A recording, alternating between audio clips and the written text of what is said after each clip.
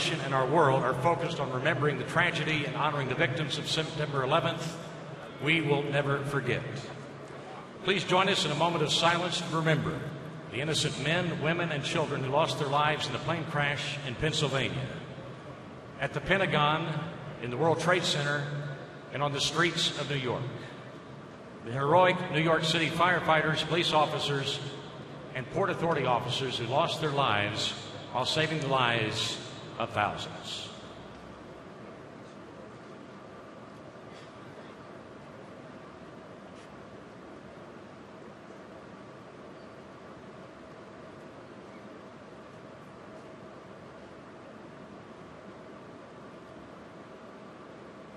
Thank you. Texas Rangers baseball on Fox Sports Southwest is proudly presented by AT Uverse TV. The following is a presentation of Fox Sports. We are Fox Sports. We are Southwest.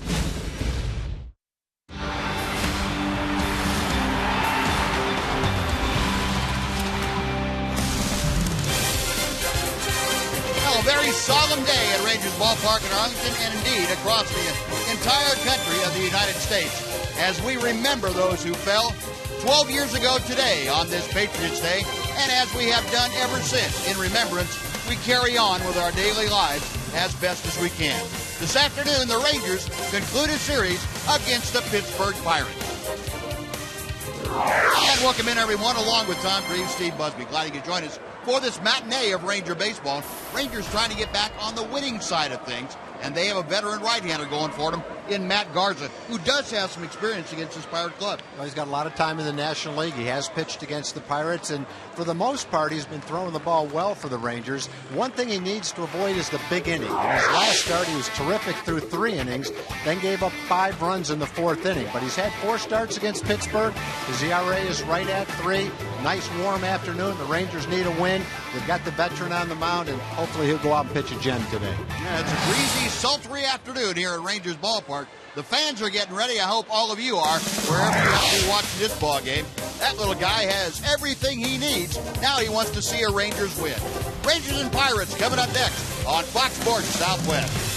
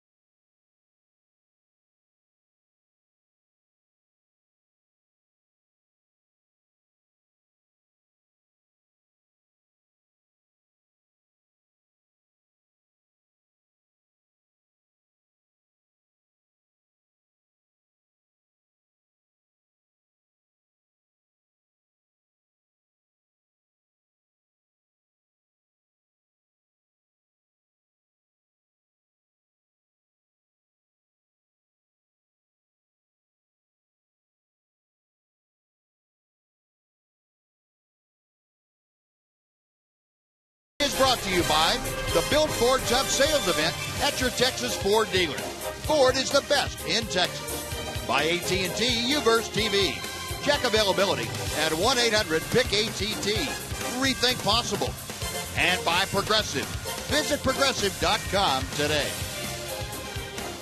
The breeze blowing in at about 12 to 15 miles an hour from left center field. Umpiring crew out at home plate. And before we get underway, let's head down to Emily Jones. Em?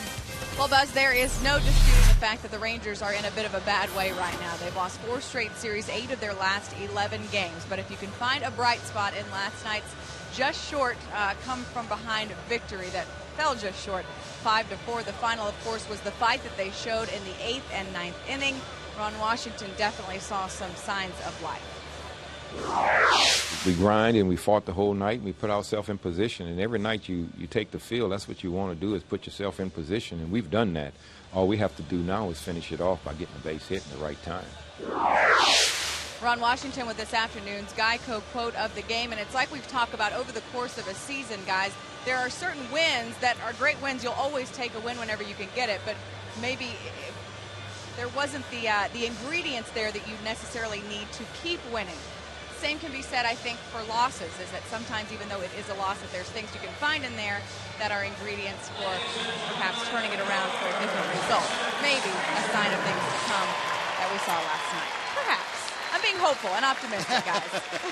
That's good. I mean, 17 games left. You need to be that way, and the Rangers definitely are that way as they take the field here this afternoon. They are firmly convinced as they walk out there that they are going to win this ball game here this afternoon, and they certainly have the backing of all their fans. So the Pirates lineup that will face Matt Garza today as Jose Tabata leading off. Neil Walker is batting second. Justin Morneau is the first baseman. Marlon Byrd moves to the cleanup spot. He's playing right field. Pedro Alvarez is the third baseman. Russell Martin back behind the plate hitting sixth. Garrett Jones is the DH. Clint Barmas, the shortstop, hits eighth. Felix Pie gets the start in center field, and he bats ninth.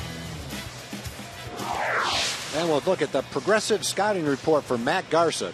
He's had 20 starts this year, 9-4 with a 3.70 ERA, 7 or more innings pitched in 7 of his 9 starts with Texas. Throwing strikes, pitching deep into the ball games has not been an issue at all. 29 strikeouts, only 6 walks in his last 4 starts.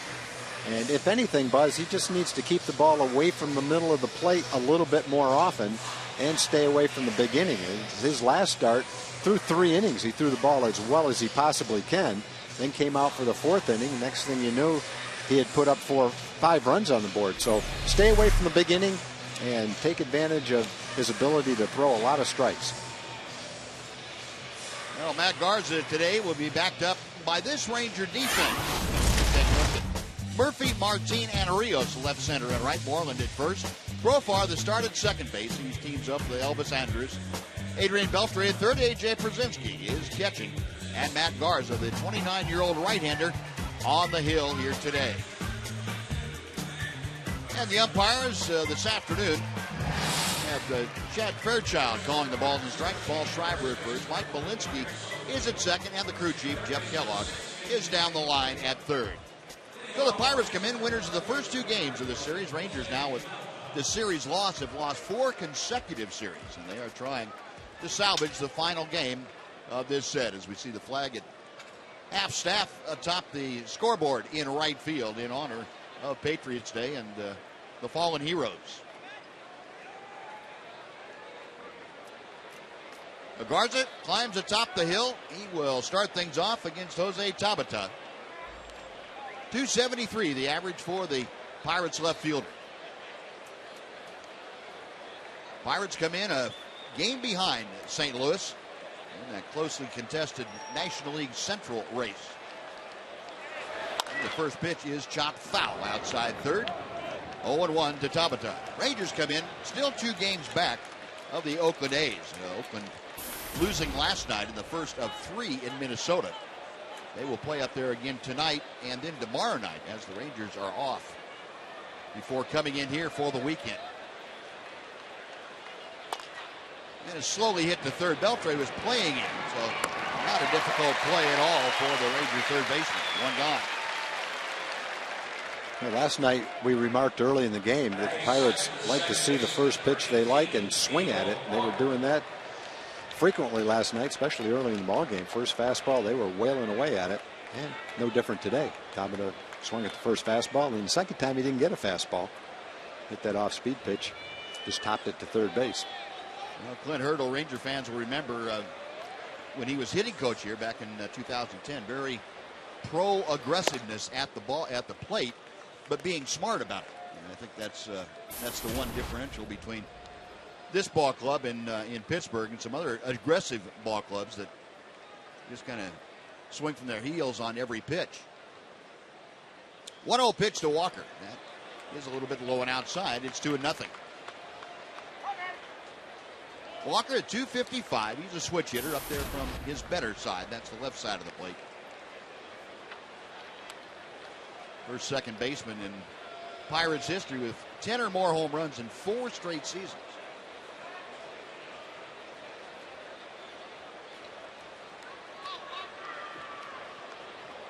Garza ready. The 2-0 pitch is on the way. Popped him up. Shallow left field. Backing out Elvis Andrews, making the call in front of David Murray.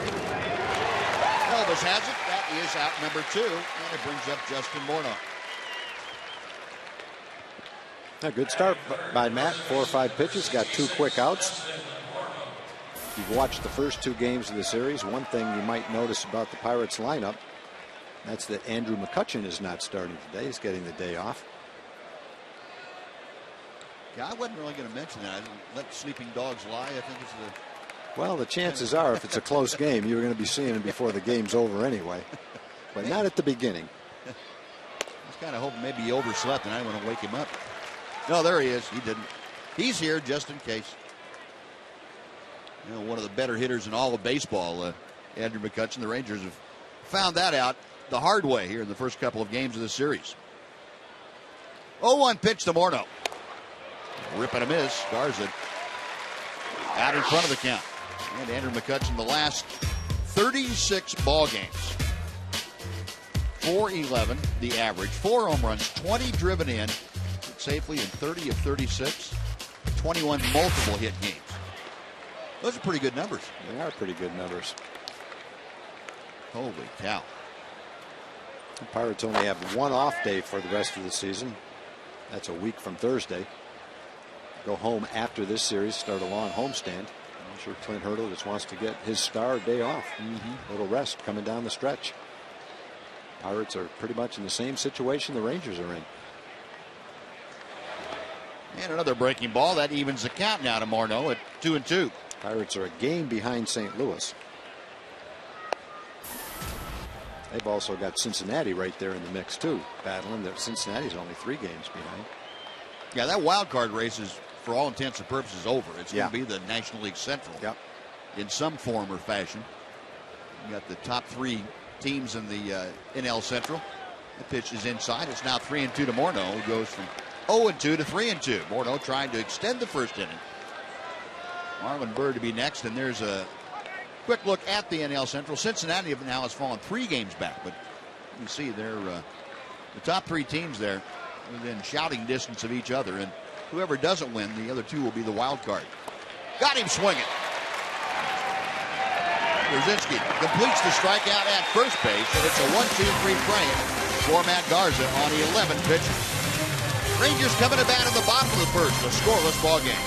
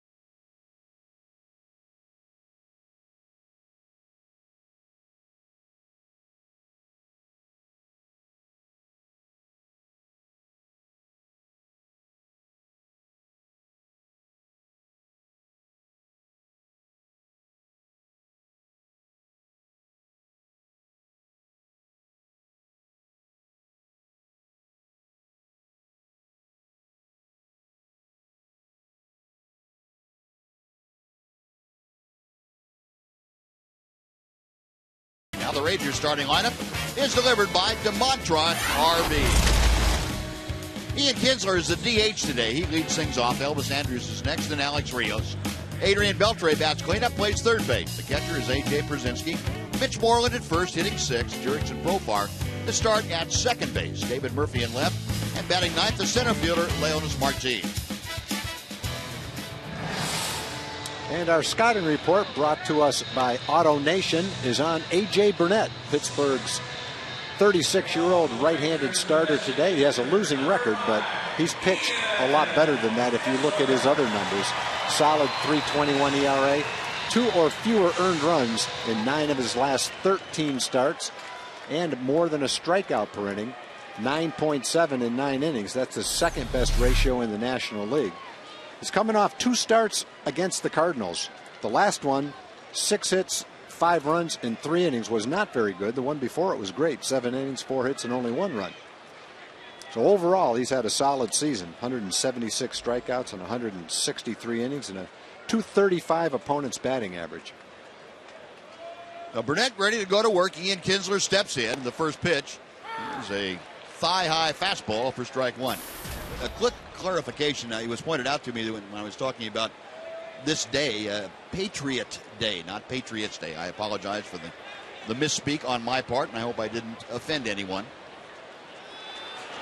Kinsler fouls the next pitch off, and very quickly, Ian down to the count, 0-2. Burnett used to throw in the mid-90s. He's probably touching that occasionally now. Has good movement on his fastball, and he's got a real good curveball. It's been a strikeout pitch his whole career for him.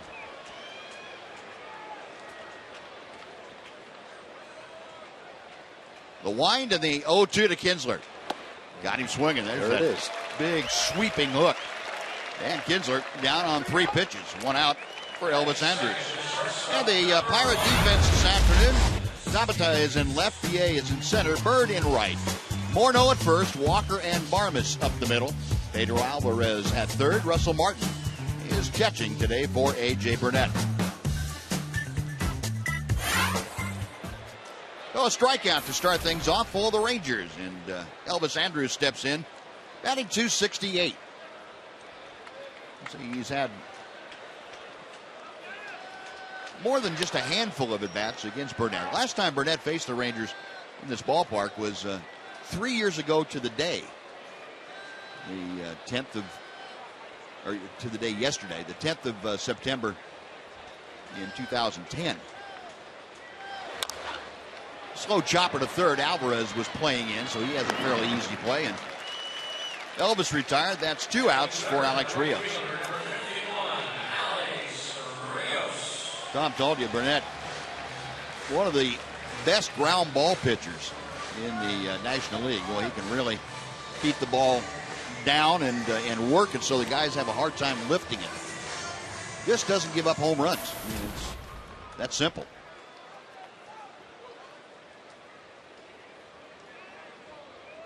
Alex Rios has had pretty good success against Burnett, 5 for 15. The hottest Ranger hitter right now. And Alex takes strike one.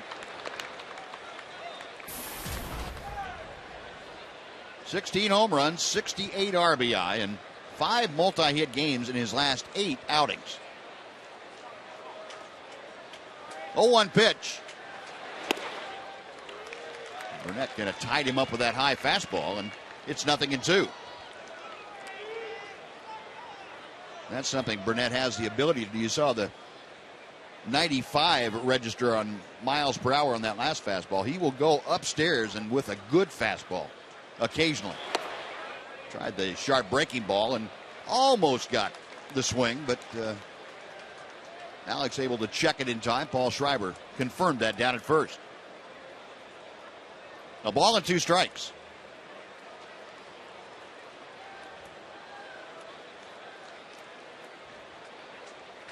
Burnett back to the plate. Got him swinging. Couple strikeouts in the inning. He's got a dandy curveball today, and Rangers out in order. We finished 1 at Arlington. Rangers nothing, Pirates nothing. Fox Sports Southwest.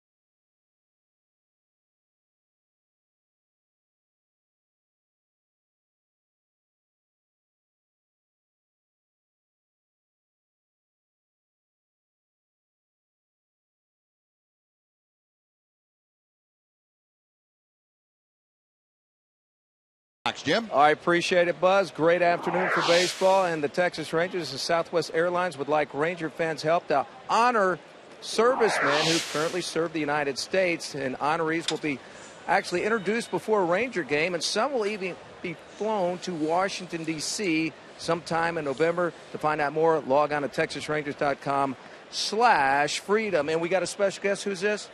My name's Gina. And your son? Nolan. He's my friend. After Nolan Ryan. There we go. All right. Well, he's here in the game. Second game, they say. Enjoy the game. Thank you, Nolan. Appreciate it, Buzz. All right, Jim. Thank you. Now, middle third of the Pirates order to face Matt Garza. Marlon Byrd begins things by taking an off-speed pitch that stayed well upstairs for ball one. Byrd at 288, as Tom told you, having a great year at 79 RBI and 22 home runs. And ball two is high from Garza. If you watch the last couple of years of his career, it'd be hard to predict he was going to have this kind of a season. But he's pretty much on track to have his best season. Certainly one of them. Next best season, if not his best, was the 1 year with the Rangers where he played every day. Marlon was always one of those guys that came to spring training. You wondered where he was going to get his playing time, kind of like David Murphy. And then by the end of the year, he had at least 400 at-bats. In one season, he had over 500 at-bats for the Rangers. You know, this full year, you can see the fifth in the National League in slugging. That's a pop foul. That will move back out of play, and the count now is 2-2 to Marlon Byrd. Yeah, I'll still never forget that grand slam that he hit, the walk-off grand slam win against the Yankees here in this ballpark. That was one of the highlights that it's one of those ones that sticks out in your mind because it was a hard-fought game, and Byrd did it upright. Garza, a couple of deep breaths, and the 2-2 pitch. A good fastball, and Byrd able to foul it back to stay alive at 2-2. Now, Matt Garza, a lot has been made over the years about the emotion that he pitches with, and he's the first one to tell you, hey, my emotions are a big part of how I pitch and how I compete. And we've talked, Tom, you and I, about the inning getting away from him sometimes. There's a good breaking ball for the strikeout. Byrd gone, that's out number one. Sometimes emotions can work against you even when you have good control of them. And I think in Matt's case, he gets down on himself as well as pumping himself up with almost the same emotions. And the innings that kind of get away from him for a moment, I think, are a result of that emotion turning negative on him.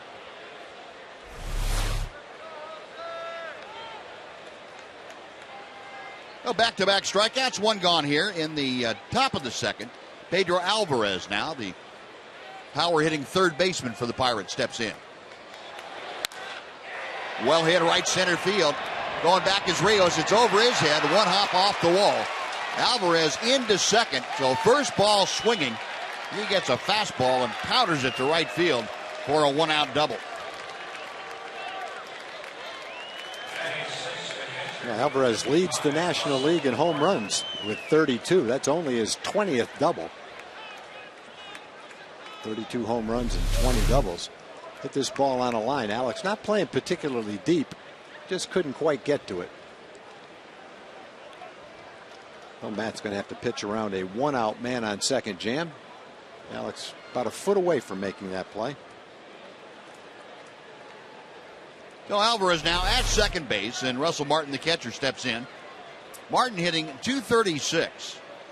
He's driven in 51, 13 home runs. Is Alvarez hanging around second base with Profar moving over close to the bag. And that creates a pretty good size hole on the right side when you do that with a guy at second.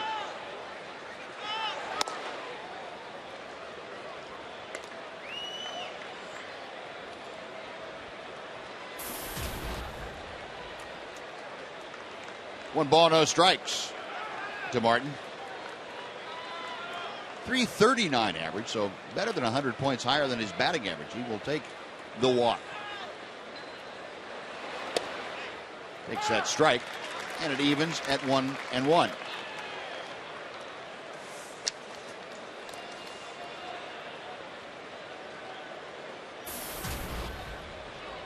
Martin, you can see, struggling in the last half a dozen games or so, just a 105 average.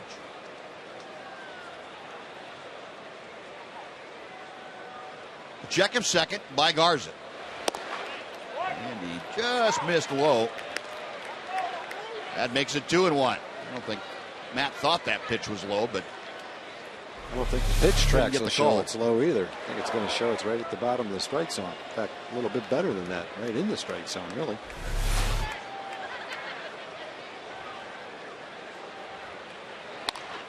Fouled out a play to the right, and the count evens now at 2-2. Well, Russell Martin began his major league career with the Dodgers back in 2006. Spent 5 years on the West Coast, then went over to the Yankees for a couple of years. And then signed with the Pirates as a free agent last offseason.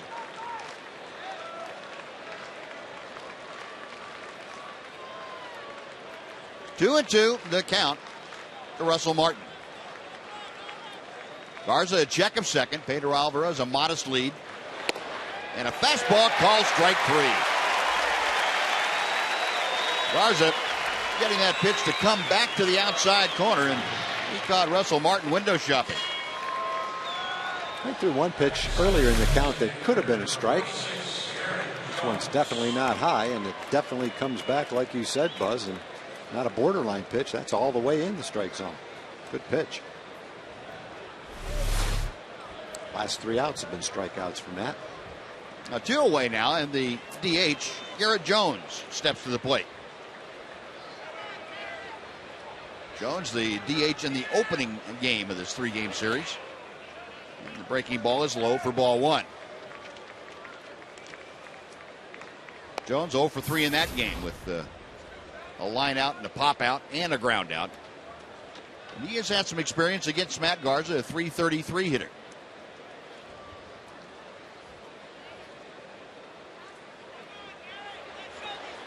Now with the left-handed batter up there, you have the shortstop, Elvis Andrus, playing right behind the bag at second.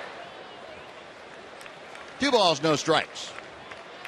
And you would think now that Garza's fallen behind that he would be extremely careful with the left-handed hitting Garrett Jones up there. And you have Clint Barmas, a lesser type hitter, waiting in the on-deck circle. The 2-0. Off speed, he got him to fish for it. 2-1.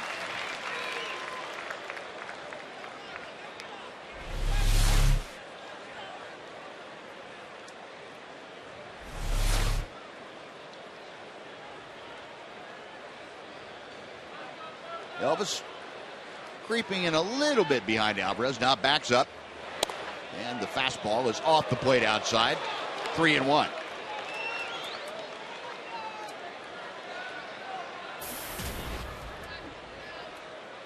Garrett Jones has taken the DH spot for most of the interleague games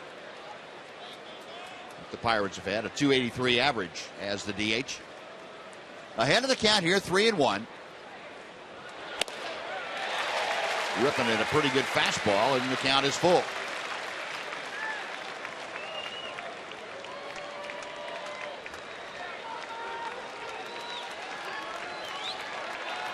So Jones back in. We'll see what Matt Garza and A.J. Pierzynski come up with on the 3-2 pitch.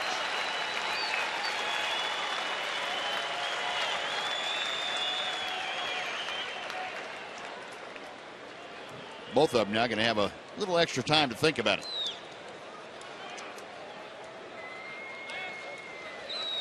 A.J. says, that was me. I called timeout. I wasn't real sure that we were on the proper page. Okay, let's recycle those signs. Go through it one more time.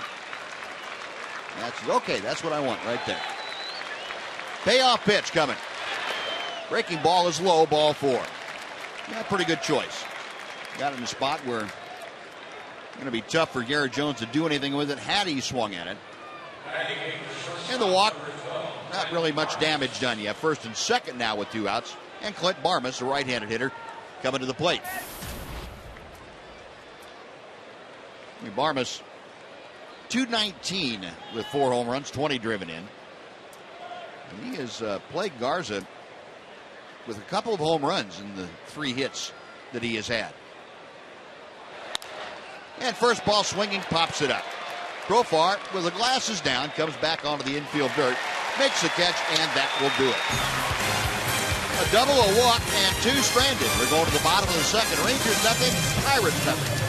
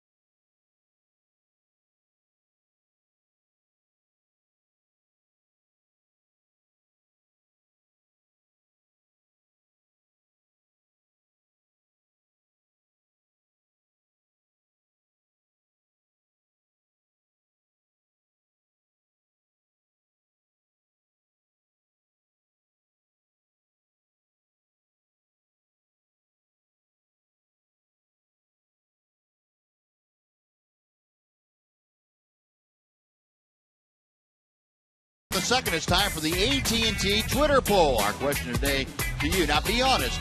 Have you ever skipped work or school to attend a Ranger game? Yeah, that was the question. Now, you have to be truthful as best you can. Yeah, those 2 guys, no. They have the day off school. We know that. Go to Twitter, and if yes, you have, if you're honest about it, it's hashtag FSYes or hashtag FSNo if you're lying to us.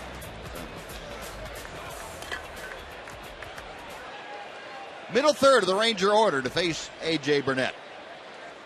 Adrian Beltre takes a fastball off the plate. 1 ball, no strikes.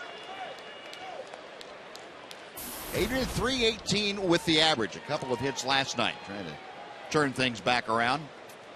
10 for 31 in his career against A.J. Burnett. Drops in the breaking ball. It is 1-1.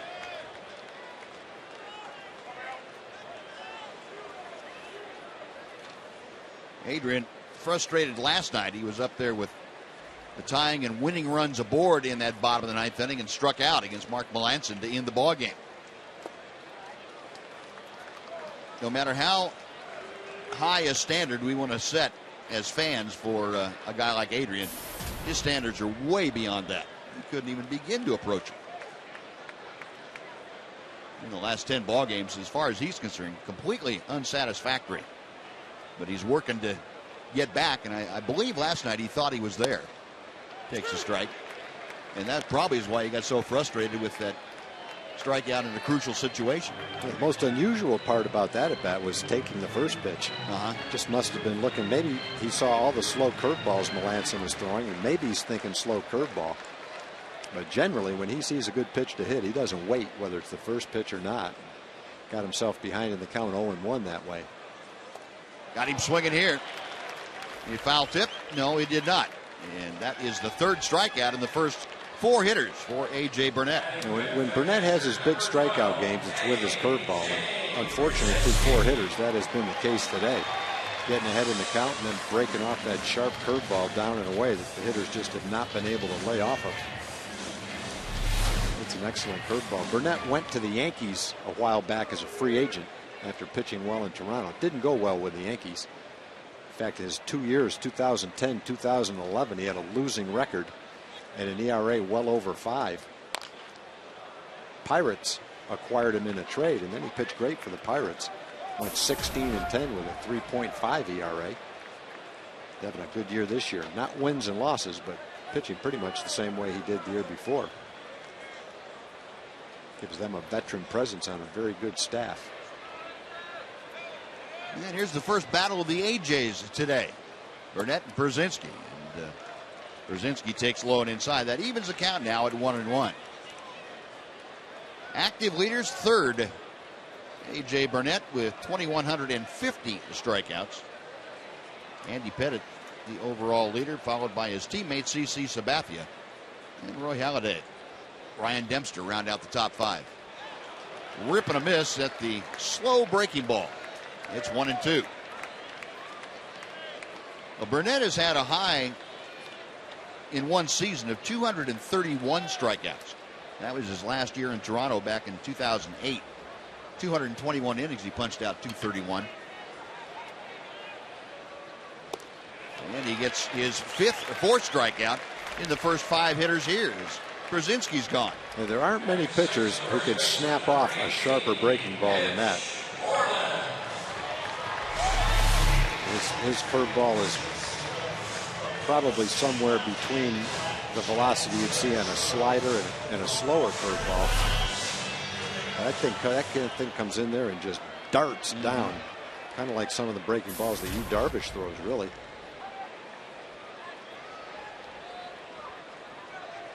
Well, 3 consecutive strikeouts, 2 in a row in this inning, and Mitch Moreland will step in. Mitch at 238. Takes the fastball inside for ball 1. Mitch has really been scuffling of late. 0 for his last 12 and 3 for his last 25. Average as low as it has been, or the lowest it has been since way back in the last week in April. 2 balls and no strikes now as Burnett misses low.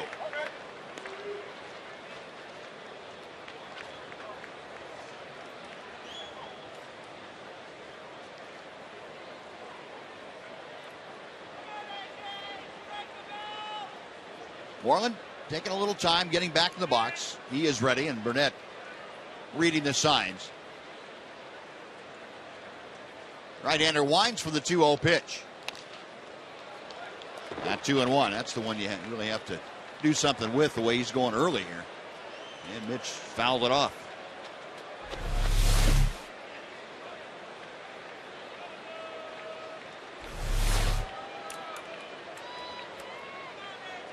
And Burnett, folks, I'm sure you've been watching the radar gun readings that we post for you. That fastball will vary 5, 6, 7 miles an hour sometimes.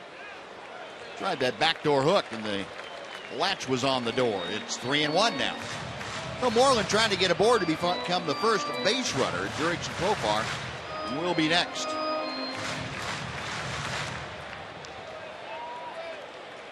Martin flashed the signs out. And the 3-1. 3-2. He gave him a fastball to hit when he was ahead in the count 2-0, but didn't see the same pitch when it was 3-1. Crossed him up with a curveball. Yeah, now you would figure, well, you've got to be a curveball again. You may get the fastball. Just pitching the way he needs to. Breaking ball, got him swinging. So back-to-back curveballs after falling behind, and Burnett strikes out the side. He has 5 strikeouts in the first 6 hitters. We have finished 2. We are scoreless in Arlington.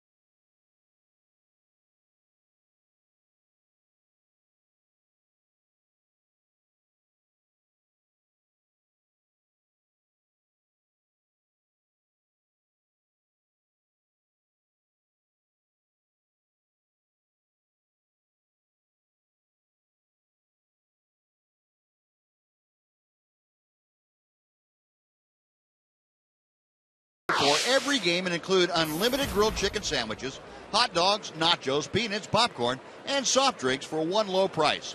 The all-you-can-eat menu is served in the upper air-conditioned, upper home run porch grill. Get your tickets today by calling 972-RANGERS. Be a good spot to watch this game from. Pirates coming up in the top of the third. It'll be their number 9 man, Felix Pie, to face Matt Garza to start things off. Pie getting the start in center field in favor of Andrew McCutcheon. He gets the day off, or at least the first part of the day off. Pie hitting at 200. No home runs, a couple of runs driven in his brief time with the Pirates. Out of play to the left, and Garza with the 0-2 advantage in the count. Garza's allowed 1 hit, 1 walk. He has struck out a couple. Make that 3 in his first 2 innings.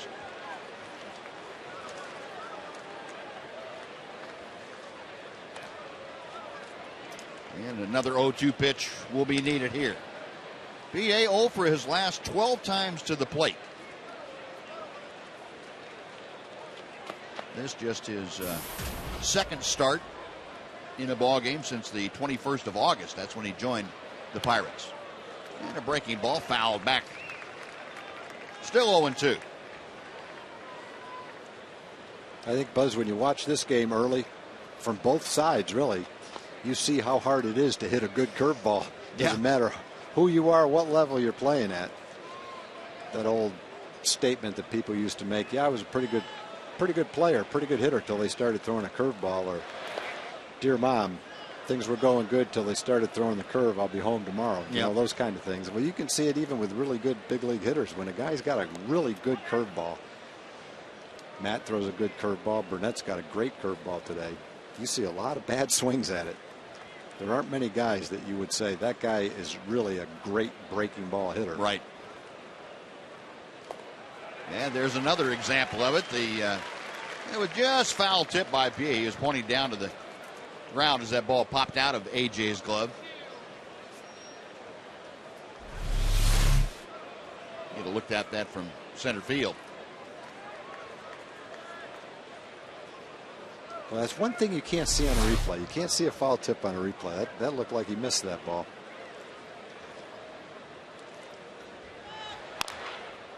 And another chopper foul. So PA being kind of a pain. Well, PA's a free swinger. He's a tough guy to walk. PA looked like he was going to be a very good big league player. He was a huge prospect with the Cubs 5 or 6 years ago.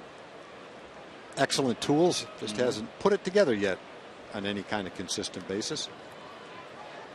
Andy McPhail was the general manager with the Cubs, who then went to Baltimore, and in a deal acquired him to come to Baltimore because he thought so much of him. 2-2 now. It just hasn't worked out yet.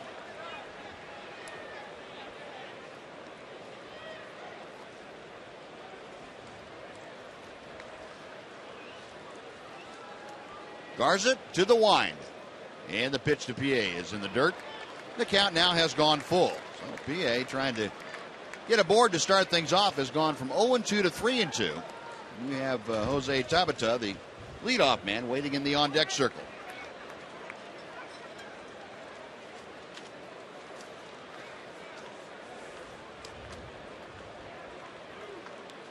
Garza okays the sign. The right-hander back to the plate. And low ball 4. He lost him. Well, Garza had pretty good command of that at bat and let it slip through his fingers. Yeah, you don't want to let a guy hitting 200, 4 for 20 with 8 strikeouts, walk to start an inning, especially a guy like PA who's got good speed and can make things happen on the bases. And throw it right down the middle and let him try to hit it. Well, here's Tabata for his second at bat. He grounded out to Adrian Beltre to start things off. So you have Clint Hurdle gets the running game going against Garza. First pitch is low for ball 1.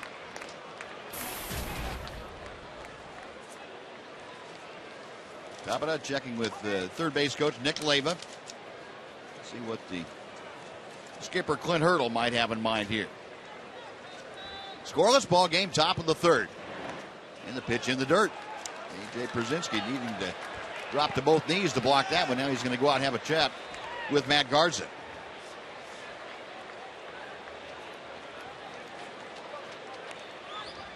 A.J. making sure that Matt is focusing between each pitch on what he wants to do and not living in the past, so to speak, thinking about what's gone wrong. You need to focus on what's going to go right with the next pitch. Tabata, as you see, just 2 for his last 11. PA, the runner at first, with a pretty good lead. And the pitch is low. It's 3 balls and no strikes. And Garza snapping at that throwback from Pierzynski. Well, Barmas swung early in the count when he popped up to end the second inning. But before that, Garrett Jones walked, PA's walked, and Tabata is on the verge of walking. That'd be 3 walks and 4 hitters. There's a strike. It's 3-1. And don't give some of these guys at the bottom of the lineup hitting 200, 219, 230 too much credit.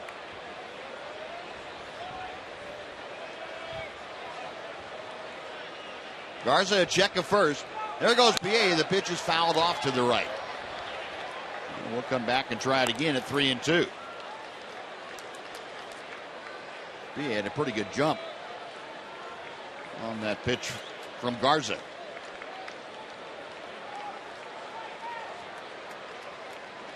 Tabata trying to get aboard to continue this streak, and Neil Walker will be next to switch hitting second baseman.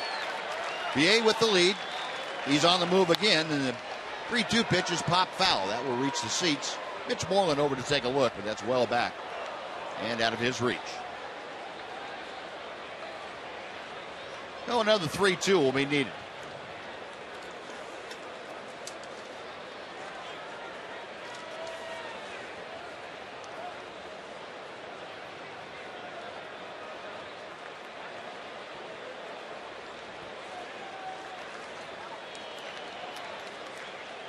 Garza forced to work overtime here, the first 2 hitters in the third inning. Again, the runner Bowen, the throw to second, not in time. PA able to swipe second with a head-first dive ahead of the throw by Pierzynski. AJ was complaining to the home plate umpire that the batter hindered his throw to second base. PA did not get a good jump, and a good throw would have had PA. AJ voiced some displeasure to the home plate umpire. Let's see if there was any problem there. Yeah, I think AJ is going to say he kind of walked in front of him. Watch after the swing, he kind of leans toward AJ, who has to throw over the top of him. It looked like it probably did affect his throw, and maybe in the follow through he actually made some contact with Tabata. I don't think it was anything intentional by Tabata. Yeah, Neil Walker swings through the first breaking ball. It's 0-1. Walker popped out to shortstop back in the first inning. As PA at second with 1 out.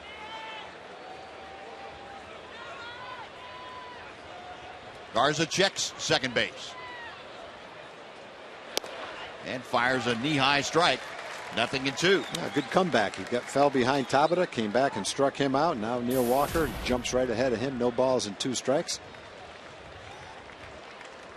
A little bit of hiccup with the strike zone, and now he's back on track right here. PA at second base. Elvis Andrus back a few steps behind him. And Garza doing a little inside move to drive PA back.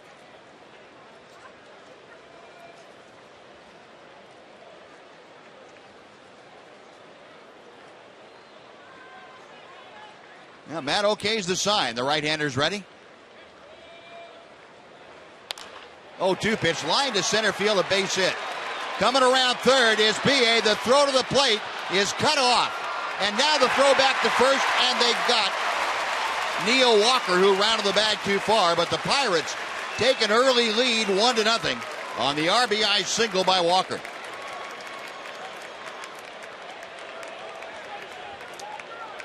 The throw was a strong throw from Martin, but it looked like it was going to hit the mound. Mitch probably did the right thing. PA runs really well. It's a fastball that comes back inside part of the plate. And the first thing you think is, okay, here's Martin's going to throw someone out. It looked like he would have thrown the ball right into the back of the mound, which would have forced it to skip high. And you have a decision to make as the cutoff man, whether to let it go or whether to cut it. And I think Mitch made the right choice. They ended up getting it out at first base. If he lets it go, it probably hits the side of the mound and bounces straight up in the air.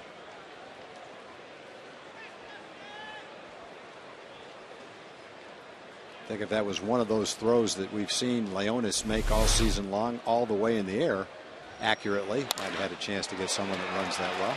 Morneau shoots one to the gap in left center field. Murphy over to cut it off. Morneau going for two, and the throw is offline.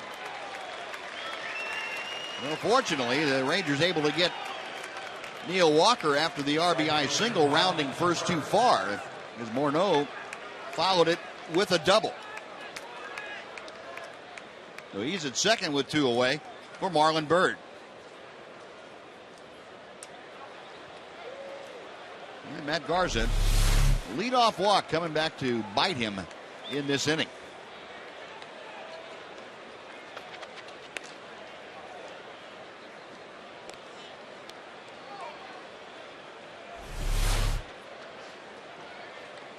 Byrd struck out leading off the second inning. Marlon hitting at .287 as Garza faces him with Morneau at second. And Byrd swings at the first pitch and pops it up. Shallow right center field. Profar calling everybody off. Derrickson puts it away, and that'll do it. But the Pirates take the lead. They get a run on 2 hits and a walk in strand one. Bottom of the third coming up. Pittsburgh 1, Texas nothing.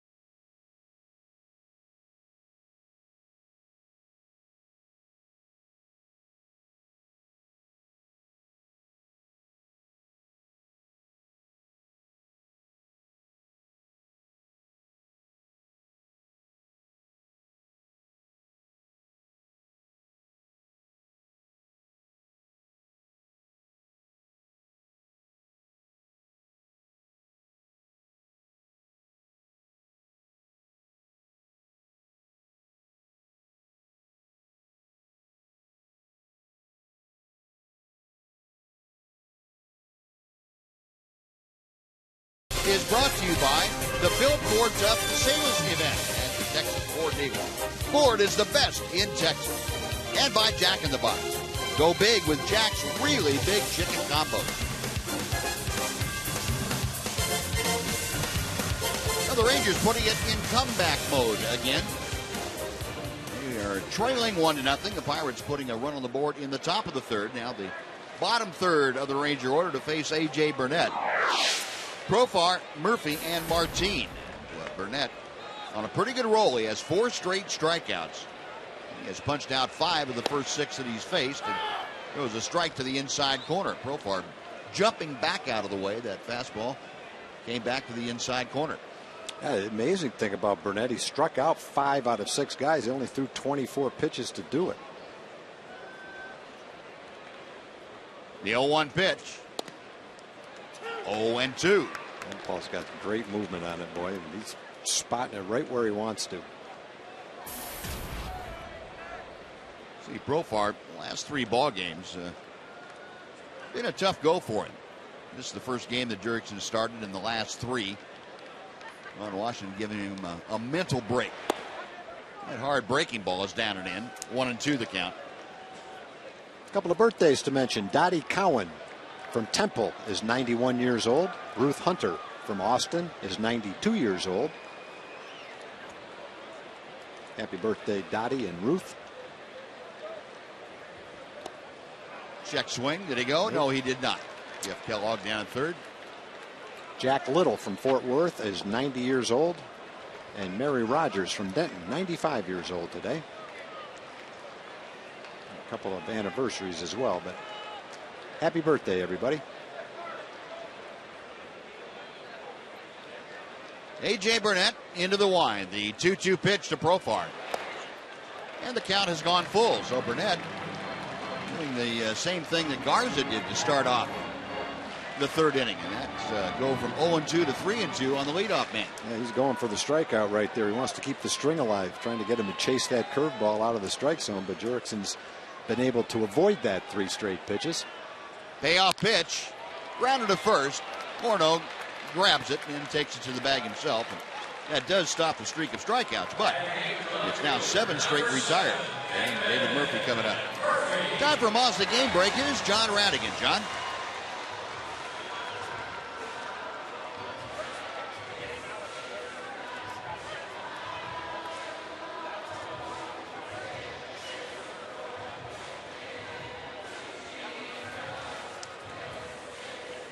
All right, John, thank you. David Murphy steps to the plate against A.J. Burnett. Murph struggling mightily in a time of the year that normally is his strong suit. And this a September not to remember. Or David, in August and in July for that matter. One birthday that I forgot. Isla Mae Morris from Wellington, Texas is 100 years old today. Happy 100th, Isla, and hope you're watching today. Breaking ball. Snaps in over the outside part of the plate. It is 1-1 to Murph. David, just 179 the average over the last 14 games and 174 over the last 20 games. It's fisted, fights that off foul. It's 1-2. David for a while showed some signs of getting things back together in the middle of August, but that has since gone by the wayside.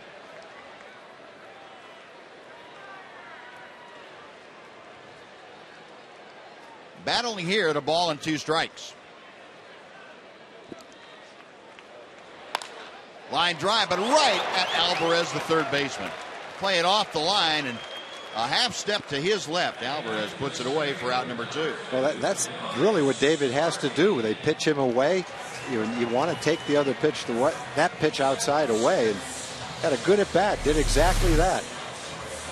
Throw the ball away, stay with it, line it hard, look up, and it's right straight at the third baseman. Just not fair sometimes. Do everything right, and you're 0 for 1. Yep. Now here's Leonis Martin, and the fastball poured right through there by Burnett.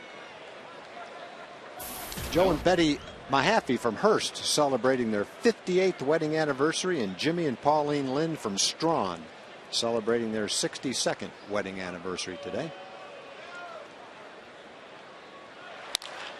Hard hit, one hopper. It is handled by Walker at second. 3 up, 3 down. That's 9 straight now, sent down by A.J. Burnett to start this ball game. We're going to the 4th. Pirates 1, Rangers nothing. Fox Sports Southwest.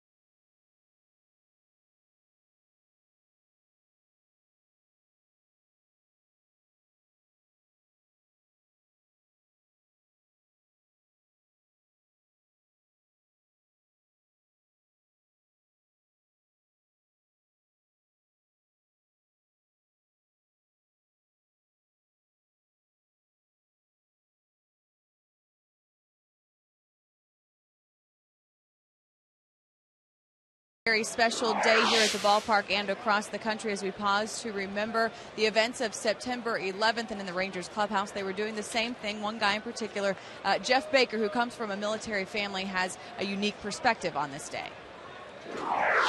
I think it's one of those, moments in, world history where, you'll always remember where you were at, what you were doing and, what happened that day. And, I kind of just look back on it and I see the way, a country rallied, behind everybody and kind of battled forward through it.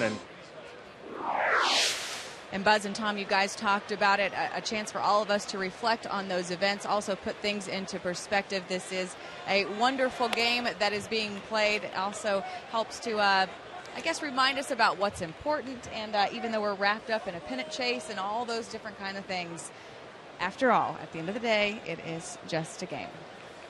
You're so right, Emily. It's, prioritize things, and days like today, they are meant to rearrange those priorities in the proper order. And I know for all of us, they have done that. Pedro Alvarez starting things off against Matt Garza. A 1-0 Pirate lead. Alvarez doubled in the second inning. He was left stranded, though, at second base. And Garza misses outside. It's 2-1. Alvarez with the most home runs in the National League, those 32 round trippers. Last player to do it in a Pittsburgh uniform. How about Pops, Willie Stargell? Great power hitter, the great late power hitter, Willie Stargell, all the way back in 1973. 2 balls and 2 strikes.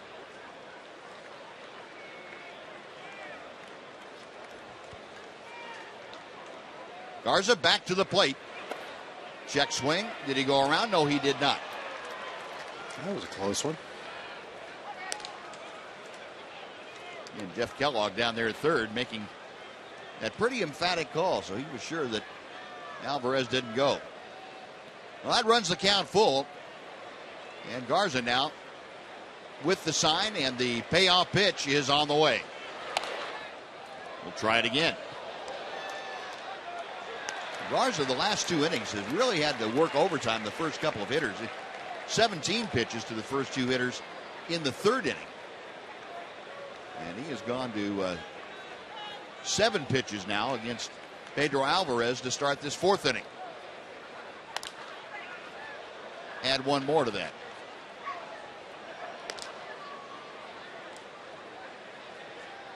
Garza on a low 90s humid day here at Rangers Ballpark.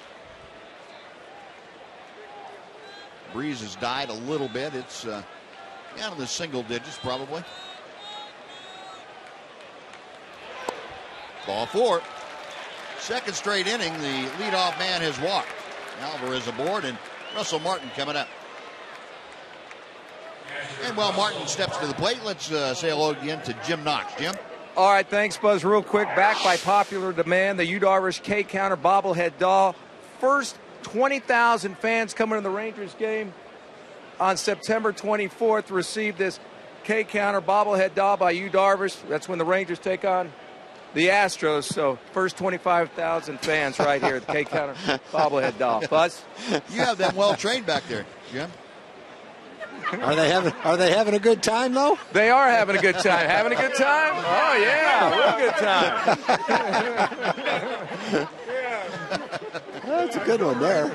Yeah. 0-1 the count to Russell Martin, who showed bunt on the first pitch.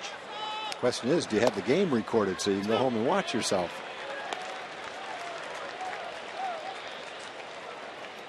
There's you. That very popular item, giveaway item the Rangers had with the first Yu Darvish bobblehead night. Martin down to the count now, 0-2. Alvarez the runner at first as Garza sets. And a looper to left field. That's going to fall for a base hit. Murphy over to get it. On a hop, he fields it. And first and second with nobody out. Garrett Jones coming up. Well, Martin got jammed, but able to loop it into left field. That is the 4th hit of the afternoon against Matt Garza. He ran it in the fish. You can see where the ball hits the bat, right near the trademark. So it's not going to go very far, and that worked to his advantage that time. Didn't go far enough for David to catch it. Rangers need a double play right here. A walk and a base hit. 2 on for Garrett Jones. Jones walked his first time up. See if Clint Hurdle has his DH bunting. No bunt here, and the pitch fouled away. It's 0-1. Garrett Jones had visions of ambushing Matt Garza on that first pitch, figuring that Garza might just be throwing a strike, figuring he's going to bunt. And Jones said, nah. But no damage done. The foul ball. It's 0-1. Alvarez the lead from second. Martin away from first. And the fastball catches the inside corner. 0-2 now to Jones.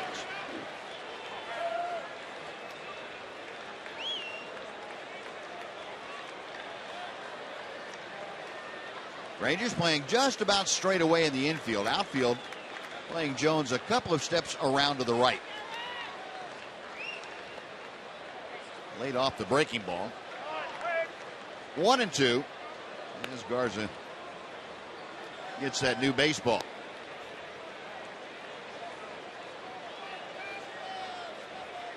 Pirates a run on 4 hits. Rangers have not had a base runner through the first 3. Pirates runners all over the place. They have had base runners in every inning except the first. 1-2 pitch. Base hit to right field. Alvarez being stopped at third as Rios comes up with the ball quickly.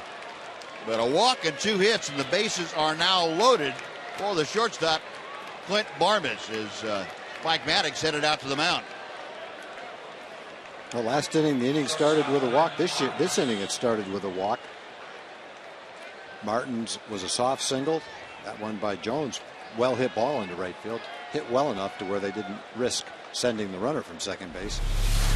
Well, Matt really has his work cut out for him. Bases loaded, nobody out. Fastball was up a little bit. Jones put a pretty good swing on it. Going through some strategy right here on how to get out of this inning. Yeah. For the most part, Garza's gotten ahead of hitters, but hasn't found a way to put them away yet. He's had 3 0-2 counts on hitters the last couple of innings and has lost all 3 of them.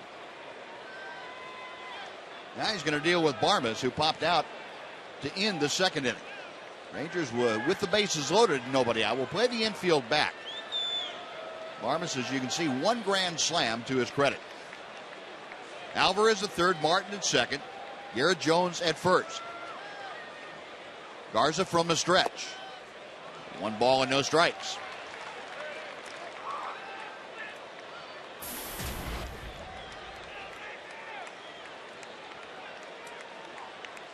Barmes against the Rangers in 9 previous ball games, a .364 hitter. The 1-0. 2-0. Boy, Matt really putting himself in a hole now. You get behind a guy that is not statistically a great hitter, and all of a sudden you make him better than average.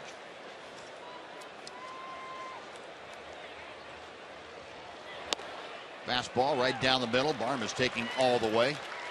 2-1.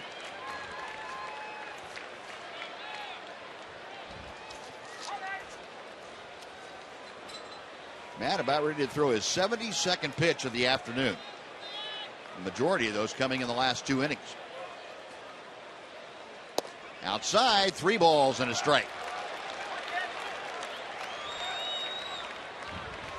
We talked about Matt being a little bit of a victim of a big inning. Last inning, he got out of it before it became a big inning. Only gave up 1 run.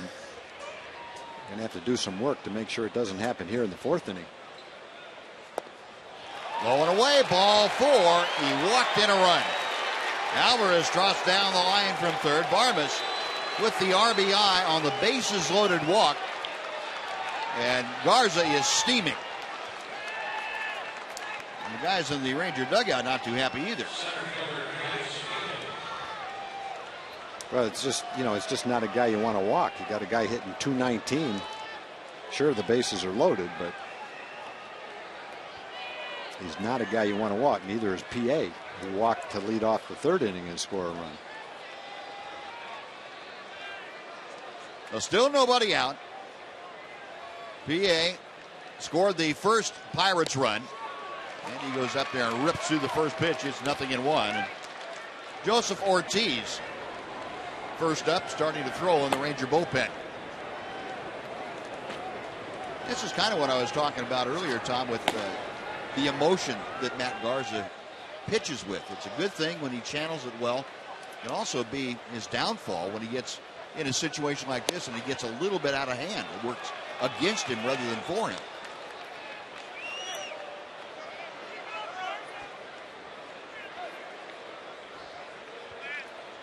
One ball, one strike.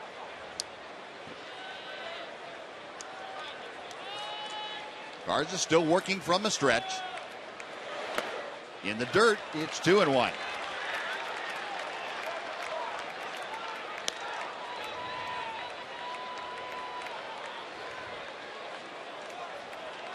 Well, Matt with 4 walks already and just really having a tough time with command.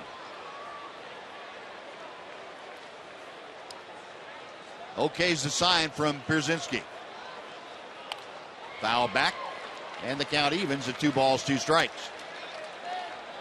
And you can see by Garza's body language snapping at that throw back from Pierzynski that he is hot.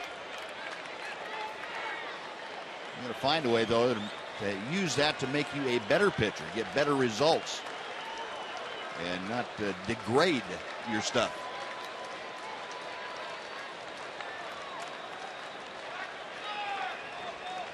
The 2-2. 3-2.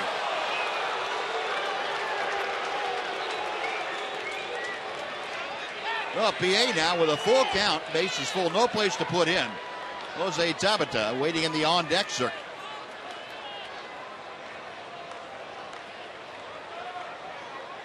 Garza with the payoff pitch. Out of play. Remember, PA last inning, before drawing that leadoff walk, really made it tough on Garza.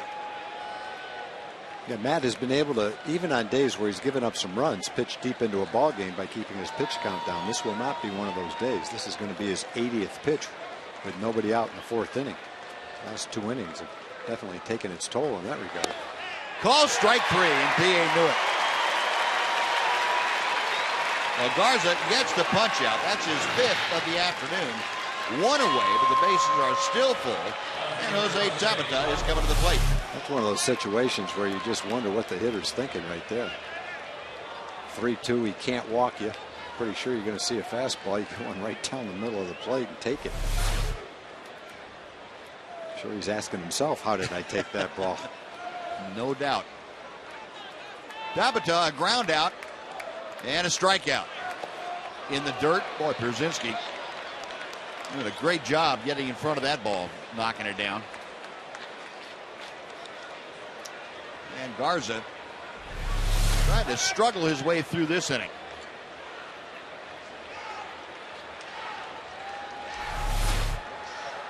One ball and no strikes. Got Martin at third, Jones at second, Barmas at first. Garza looking for that double play sign from Pierzynski. That'd be sweet. And he got it. Booted by Elvis to second. They just did get the sliding Clint Barmas, but that took away any chance for the double play.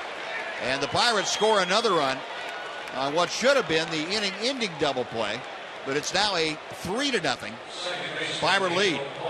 Yeah, that was obviously a perfect ball to get a double play on because it was hit right at Elvis, and it was hit hard.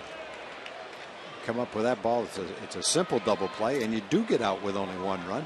Would have pitched out of a bases loaded no-out jam. Instead, you're still in a jam, 1st and 3rd now, and the run did count.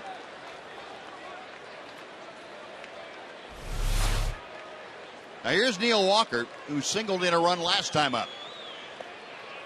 And again, Pierzynski having to drop down to his knees to block that pitch.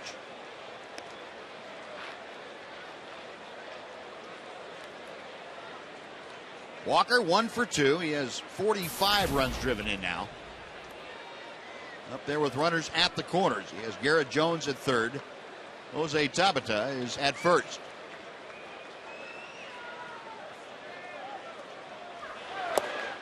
Check swing. And it's 2 balls and no strikes.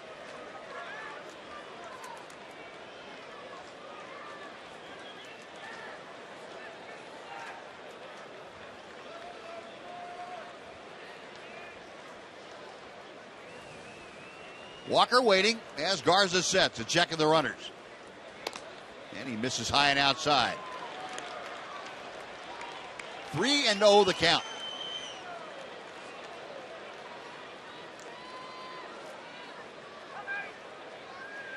Justin Morneau waits in the on-deck circle, and this may be the last hitter for Garza if he loses Neil Walker. 3-1 now after the belt high strike. See the pitch total for Garza, 86 in all, 56 of those the last inning and 2/3. A lot of work on a warm, muggy day.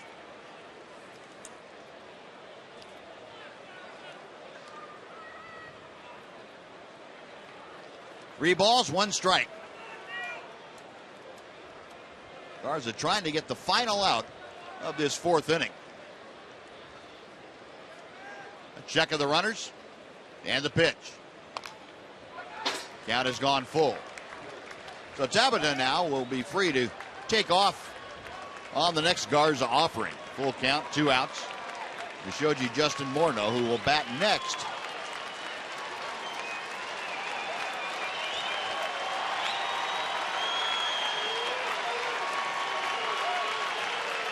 Crowd trying to get behind Matt Garza, show some support for him and help him find a way to get this final out.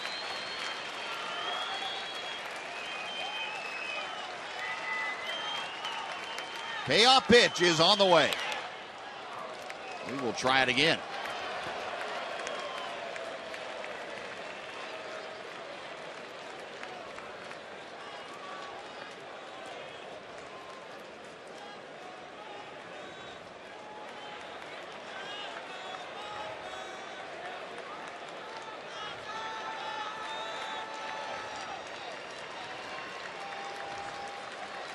Krasinski flashing the signs out, and Garza's ready. Another 3-2. Check swing. Did he go? Yes, he did. And the tag made by Krasinski. That'll do it. The Pirates come up with a couple of more runs on 2 hits. They strand 2 after 3.5. 3-0 Pittsburgh.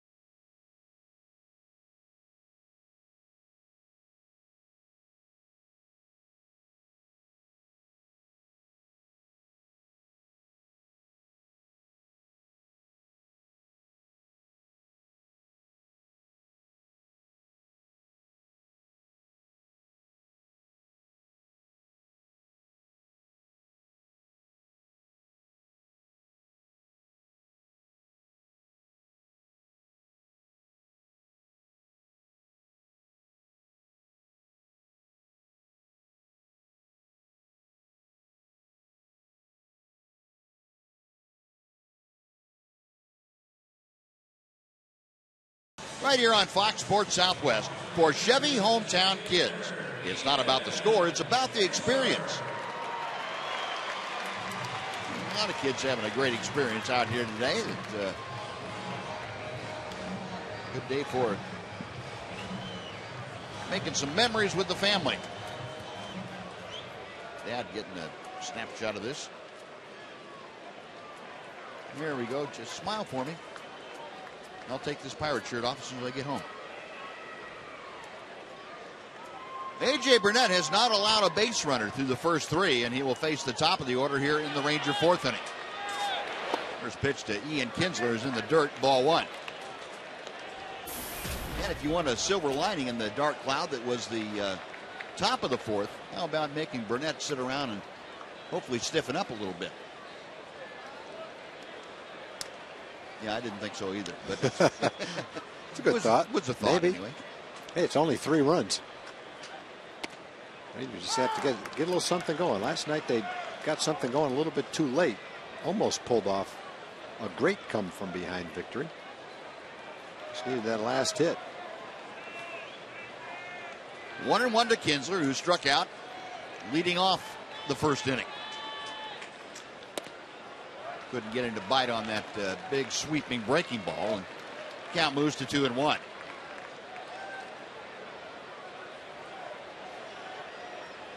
Ian 2 for 10 now with the 0 for 1 today in the first 2 games plus 1 at bat in this series.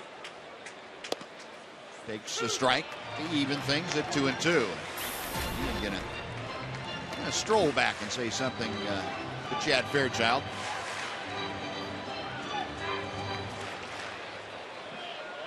Borderline pitch. I think that's the one that kind of upsets Ian because he stands close to the plate. I think feeling that anything that feels at all outside to him has to be outside, right, because he's pretty close to the plate. And that was borderline. That could have gone either way. Ground ball charged by the shortstop Barmas, and he throws out Kinsler. Well, here's one out, and Elvis Andrews coming up.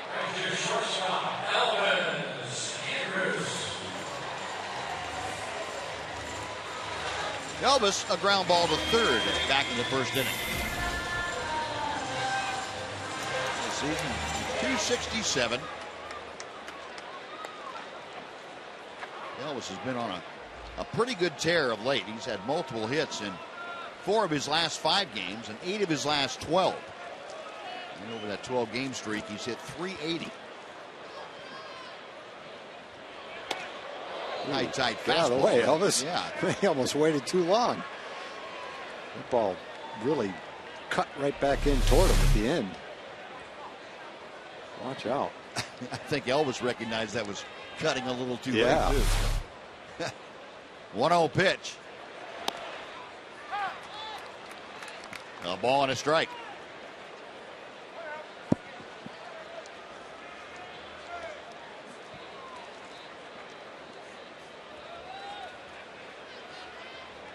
Burnett goes into the wind. The 1-1 pitch. Well, he got him on the fist and a slow roller up the middle. Barmas throws and just does get him. Morneau had to almost lay down flat on his stomach with his foot on the bag to make the catch. Easy play for Barmas, trying to make it on the run. Looked like he couldn't get the ball out of his glove. And had to really rush it right at the end. Almost threw that one away.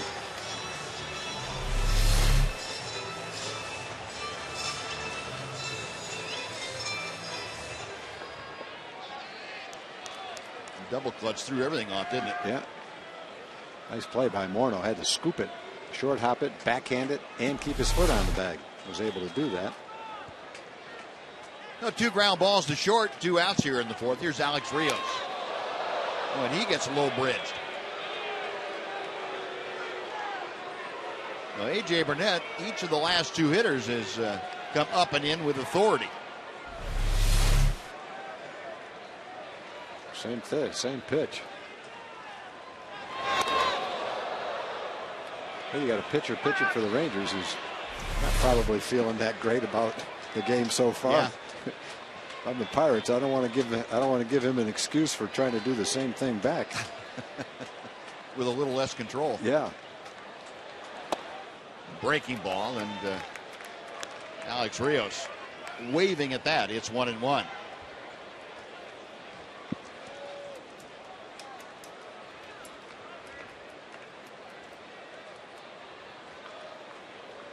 Burnett okays the sign. The right-hander deals the 1-1 pitch. Well, he's got a good hook today. 1-2.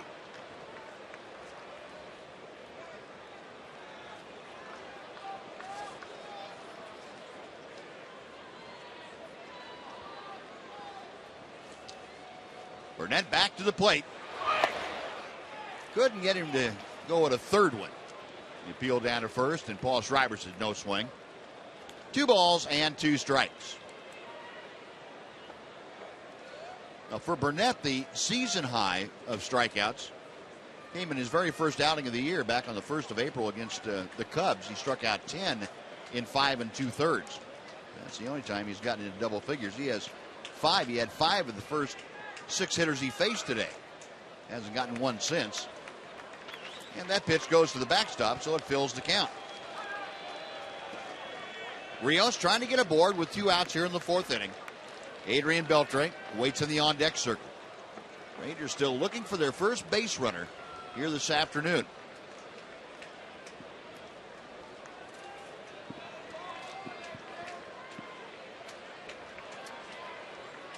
The wind and the payoff pitch. Call strike 3. Rios taking a pitch knee-high right down the middle, and that will do it. 3 up, 3 down. That's 12 straight now, sent down by Burnett. Pirates leading 3-0 as we go to the 5th.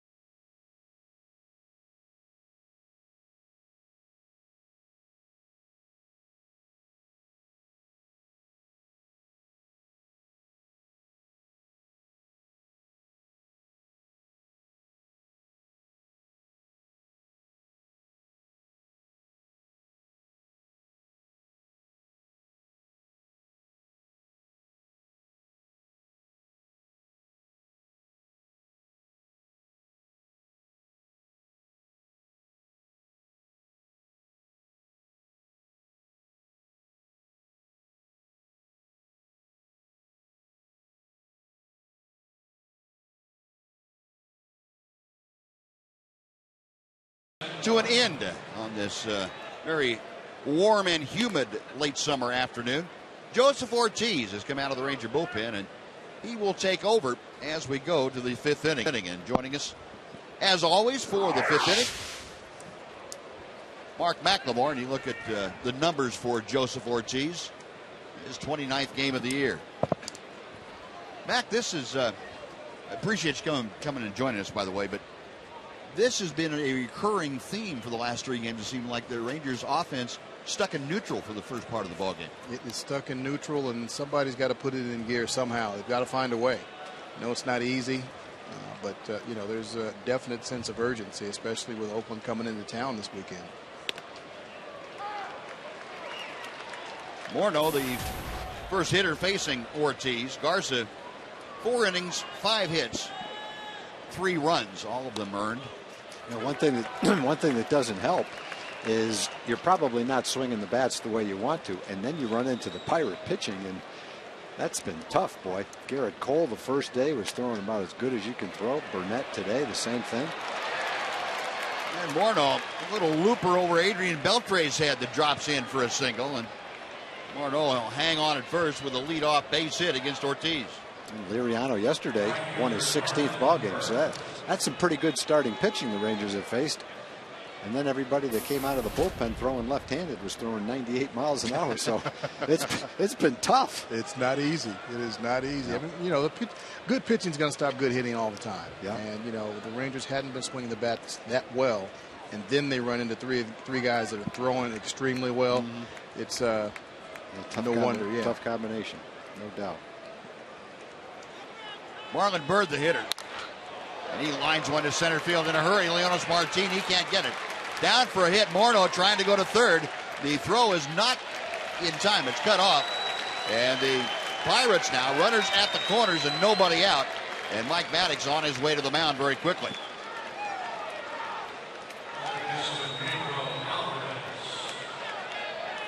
A bloop hit and then a solid line drive single. Runners at first and third.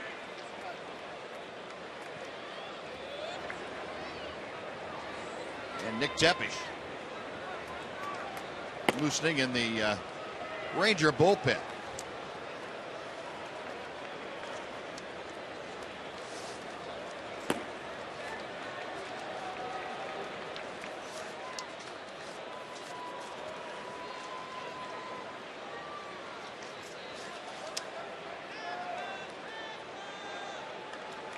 Well, that conference concluded. Now Joseph Ortiz trying to find a way to deal with the left-handed hitting Pedro Alvarez with runners at first and third. Pirates now 7 base hits in the first 4 innings plus 2 hitters here in the 5th. Couldn't get him to offer the breaking ball. It's 1-0.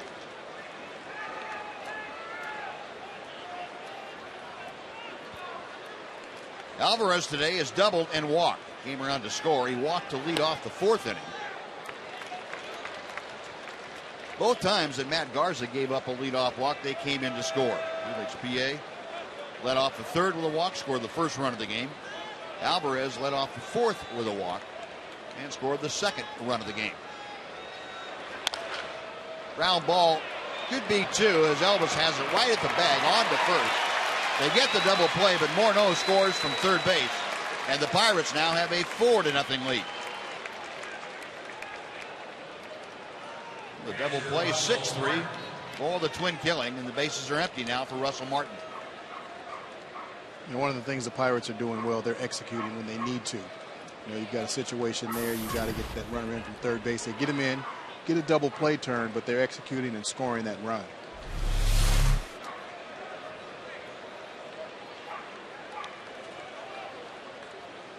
Yeah, boy, that's something, Mac, you bring up that Rangers have had a tough time doing. Well, off and on the entire year, but particularly in the last 10 days. And it's really shown up getting guys home from third with less than 2 outs, and executing, as you just mentioned, on situations like that.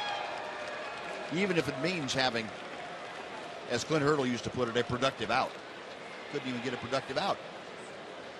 It's really been tough the last 10 days or so. You know, they still have enough time to turn it around, and that's the big thing. And we've seen them go through a phase like this before a couple of times throughout the course of the season, and both times they've turned it around. So I don't see any reason why it can't happen again in the next 2.5 weeks. Well, when it really has to happen is starting Friday against the A's. This last shot at the A's for 3 games. You have a bad series against the A's, and then it gets really difficult.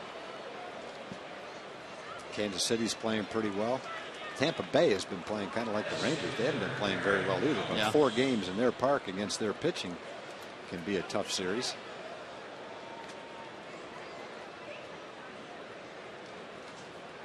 Well, the 2-out walk gets Martin aboard. Garrett Jones up for his 3rd at bat. He is 1 for 1 officially, a walk and a single. Pirates now 4 runs on 7 hits this afternoon.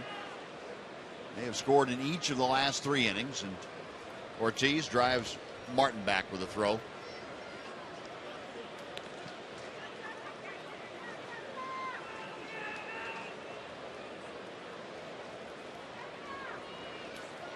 Ortiz studying the signs. The left-hander's ready.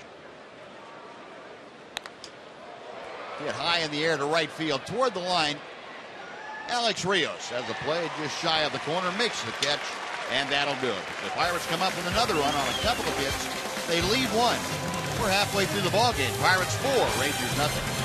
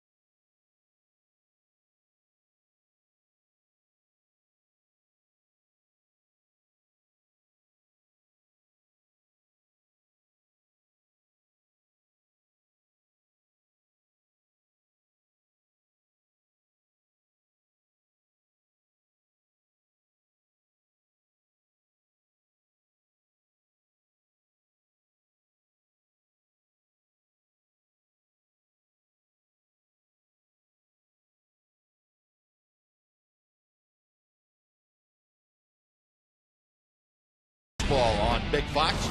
Be an 11:30 time for Rangers and A's coming to you from Rangers Ballpark in Arlington. And that's this Saturday on Fox.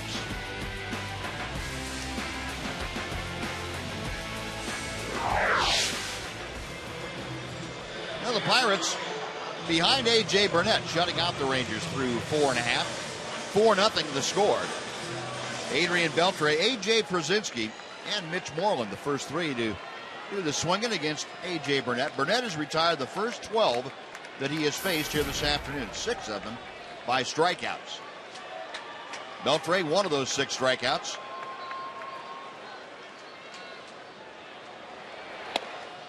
A breaking ball.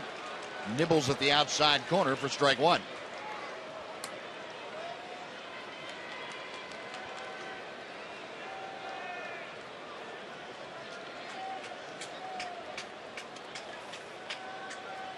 Burnett back to the plate. A ball and a strike. A.J. Burnett today has really been impressive with his ability to change speeds with the fastball. Pitching with about a 4 or 5 mile an hour range on his fastball. And the command of the breaking ball. When he gets that big, hard curveball coming in, he is really tough. Adrian pops it up on the first base side. Morneau down underneath it. Out number 1. Before A.J. Przinsky steps in, let's take time for a Mazda game break. Once again, here's John Radigan.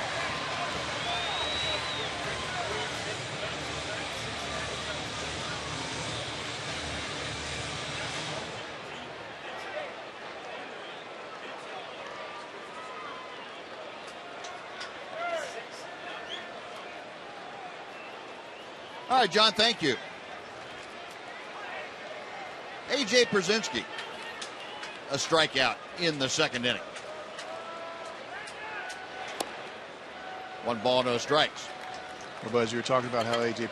Burnett is changing speeds on his fastball. This is by far the best I've seen him throw, command-wise and stuff-wise. He just looks nice and relaxed.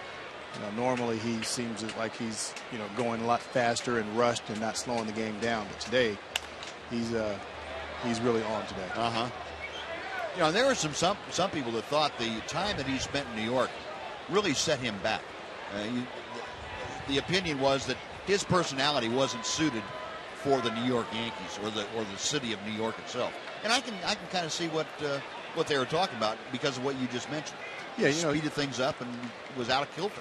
Right, and that's a lot playing in New York. Not everybody's meant to play in New York. There are a lot of guys that can't handle that atmosphere every day. The pressure, the media scrutiny, the pace of the city. Not everybody's cut out to play in New York, whether it's the Mets or the Yankees. When you look at Burnett's last 2 years in New York, his ERA was .520. He was 21 and 26. As soon as he got to Pittsburgh, he went 16 and 10 with an ERA in the mid-3s. So statistically, that would bear out that pitching in New York was a definite problem for him. Well, can you imagine being a little bit, well, not sensitive, but just taking into account what people thought about you and having an ERA of over 5 in New York? It would be miserable thinking about going to the ballpark. There's no question about it. New York is they're not very nice when you're not playing well. Not. Another 1-2 pitch. And there's a shot to left center field. B.A. on his horse, can't get there. It is one hopping off the wall. Pierzynski into second base. And he becomes the first base runner of the afternoon for the Rangers. A one-out double here in the 5th inning.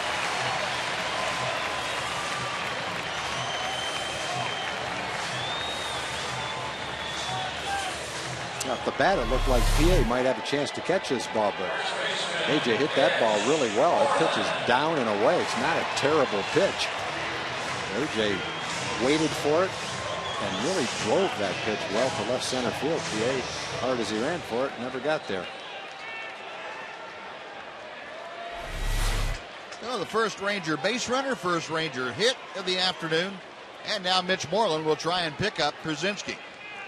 Mitch, like his two predecessors in the order, struck out the first time that he faced Burnett. He takes down at the chew top for ball 1.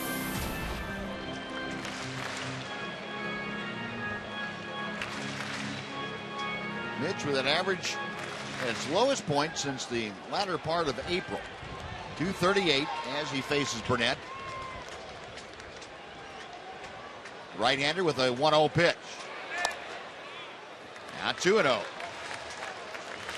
We'll see if having to throw from the stretch for the first time today will have an effect on Burnett. You wouldn't think, with all the experience he has, being 36 years old, that something like that would bother him, but it's quite, he wouldn't be the first one at that age to have it bother him. Let's put it that way. No, and that's always amazed me. But I guess it's, pretty much like hitting. You're hitting one way and then all of a sudden you change it. How much success are you going to have? It can be difficult to adjust to something, to a new spot. Even though they do it every 5th day, I can see where it can throw some pitchers off. Yeah, and part of it, I think too, Mac, is you couple that with having just given up your first hit or first walk, whatever the case is, your first base runner. There's no telling how that affects a guy's psyche.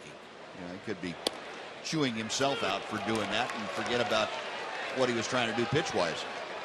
A lot of factors go into it. It's not just necessarily the physical part of it. 2-2, the count to Moreland.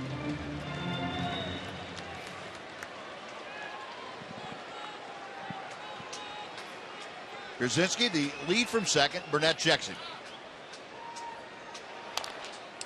And Mitch, a pretty good cut at that breaking ball coming in the back door. Now let's take a look at today's Ford leaderboard and tell you about the team shutouts. Pirates second to the Dodgers in Major League Baseball. 16 shutouts. They and the Cleveland Indians with that same mark. The Dodgers with 19 shutouts. Reds, number 4 spot down there with 15. Rangers, by the way, have 9. What did you guys do, sneak in? 2-2. Got him swinging. Another good curveball, and Moreland down on strikes. 7 strikeouts for A.J. Burnett. 2 gone for Jurickson Profar. Second baseman Jurickson Profar. So he's just had a lethal combination. The fastball that he's throwing to the left-hand hitters that starts out inside and darts back several inches to catch the inside corner is almost impossible to hit. And then you couple that with a curveball that he's throwing today. I guess AJ hit a curveball, but other than that, there haven't been many of them hit. Just not a fun day to hit against him today when he's throwing like this. His last start, he pitched 3 innings, gave up 6 hits and 5 runs. It was gone.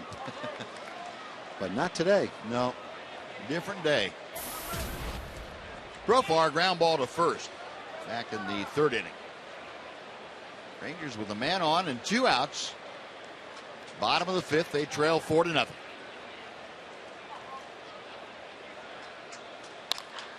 And a ground ball on 3 hops out to the second baseman Walker. On the first, that'll do it.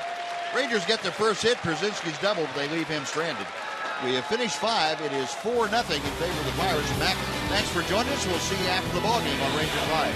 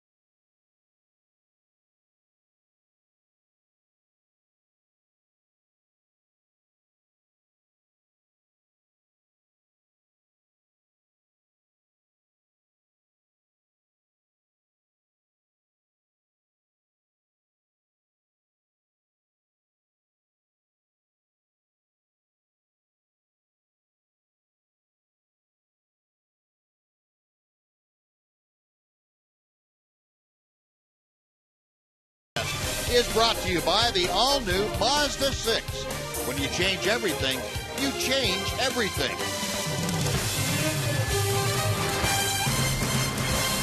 And Joseph Ortiz back to the hill. Rangers trailing 4-0. Pirates coming to bat here in the 6th inning. Clint Barmas will start things off. He's the number 8 hitter, and Ortiz drops in a fastball for strike 1. Barmas today walked with the bases full in the 4th inning. Got the RBI on that. 0 for 1 officially today. And officially down in the count now at 0-2.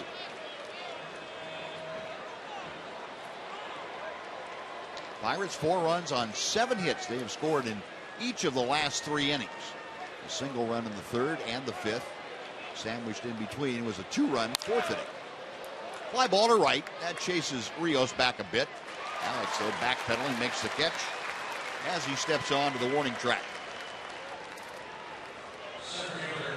And let's go and say hello to Jim Knox again. Jim? I appreciate it, Buzz. Before the game, the Fox Sports Fan Express rolled in from Fort Hood, Texas. On board, plenty of servicemen and women from Fort Hood. With me now, Staff Sergeant Meadows. And you guys enjoying the game, having a good time? The bus ride, everything A-okay? Yes, sir. We're having a great time. The bus ride was wonderful. And we'd like to thank Fox Sports Southwest and the Texas Rangers for giving us the opportunity to be here on September 11th. This is great. That is good, and we thank you for everything you guys do. I know they're having a good time. They even have some imitations going down. Wait. Cotton candy imitation? Cotton candy, hell! There we go. Pretty good. All right, way to go, guys. All right, enjoy the rest of the game. Thank you. All right, Jim. Felix Pie lifting a soft pop fly that will head over the Pittsburgh dugout and out of play. And Ortiz with a no-ball, 2-strike advantage against Pie, who has walked and scored. He's also struck out today. The fastball is a bit high.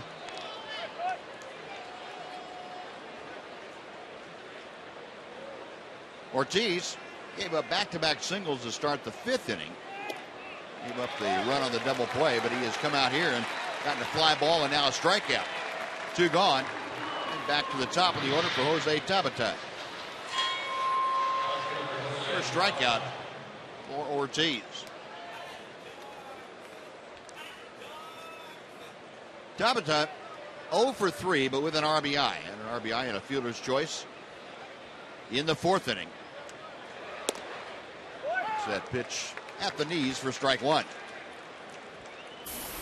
And that ball, Tabata would hit what could have been an inning-ending double play, but Rangers only able to turn one or get one out. A run scored. That was the 2nd run of that inning and the 3rd of the game.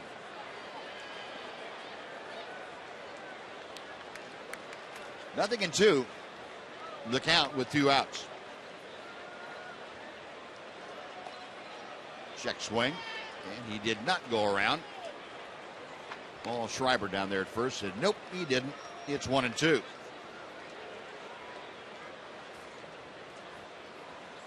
Wind now has turned around, coming in from right field instead of left center. Freshening just a bit. There's the flags at half staff out there. Elvis up with that ground ball, fires across the diamond. Then the Pirates are gone in order. First time since the 1st inning that has happened. 5.5 in the books. Pirates 4, Rangers nothing on Fox Sports Southwest.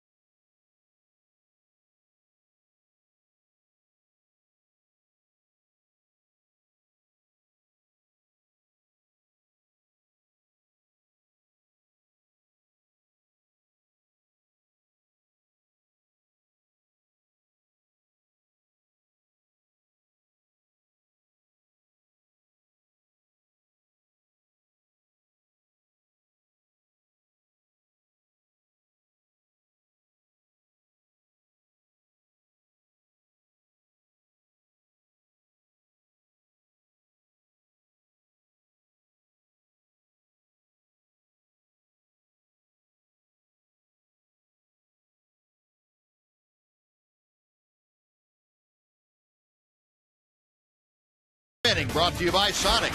Today's jackpot is worth $1,600 and dinner for 2 at Sonic Drive-In.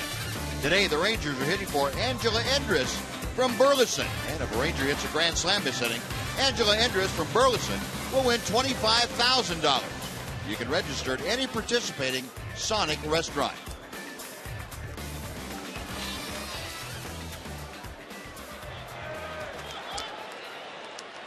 David Murphy, Leonis Martin, and Ian Kinsler, the first 3 Rangers to take a crack at winning that $1,600 for Angela Endress. And the first pitch to Murphy is a knee-high strike. It is 0-1. Murphy lined out to third base his first time up there.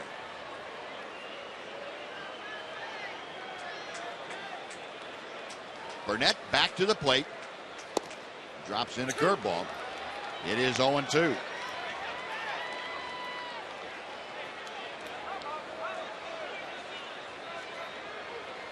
Rangers just 1 hit, and that was last inning, a 1-out double by A.J. Pierzynski. 1-2 now. A.J. Burnett about ready to throw his 70th pitch of the afternoon. 45 strikes, 24 balls in the first 69.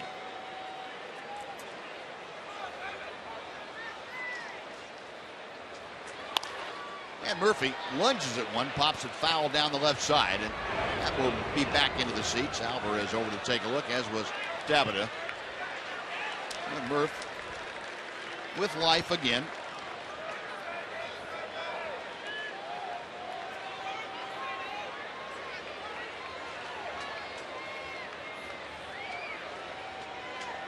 Rangers need some base runners here to get something going offensively, get back into this game. That pitch low and inside. 2-2 now.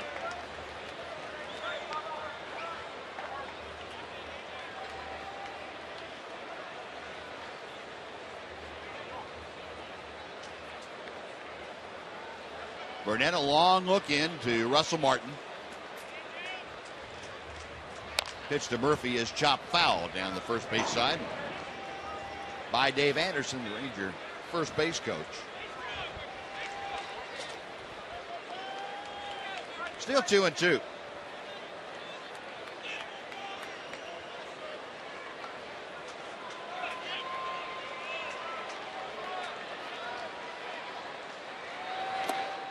Going inside, 3 balls and 2 strikes. Well, Murph trying to get aboard here. Rangers looking for some help. We have Leonis Martin waiting in that on-deck circle.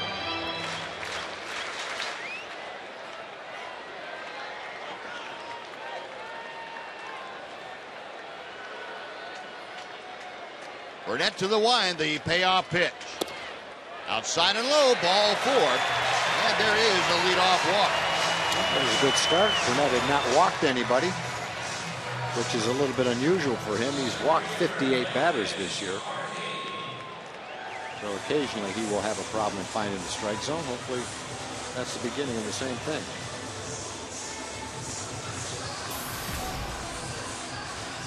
Well, Leonis Martin steps up 0 for 1 today. He grounded to second.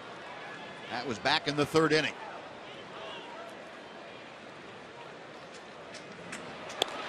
One ball, no strikes. All of a sudden, Burnett a little bit out of sync, working from the stretch.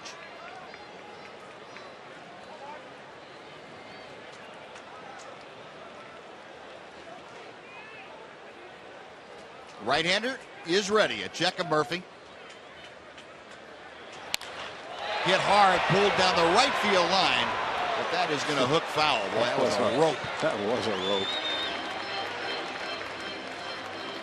Leonis with that short stroke, short compact stroke, and he can really generate some power. That's one you do not want to get in front of if you're a fan, unless you've got a glove and you know how to play. Otherwise you're looking for a broken finger. Breaking ball, and Martin able to lay off that one. 2 balls and a strike now.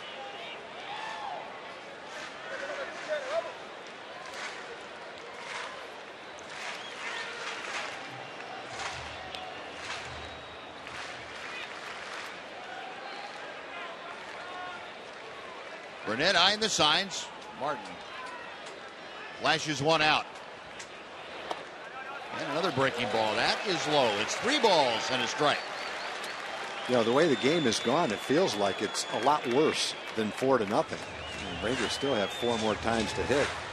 And it's not like it's 8-1 or anything. Right. It's still only 4 runs to get. And you get a couple of men on and someone hits a home run and it's a whole different ball game. So just have to keep plugging away right here. They can throw you a good pitch right here or take it. Inside, ball 4. Well, back-to-back walks to open up the 6th inning. And that will take the Rangers back to the top of the order for Ian Kinsler. Well, the leadoff walk did in Matt Garza a couple of times today. We'll see if the Rangers can turn the trick and have it give A.J. Burnett some problems. Now Murphy at second, Martin at first. Kinsler coming up and struck out and grounded out.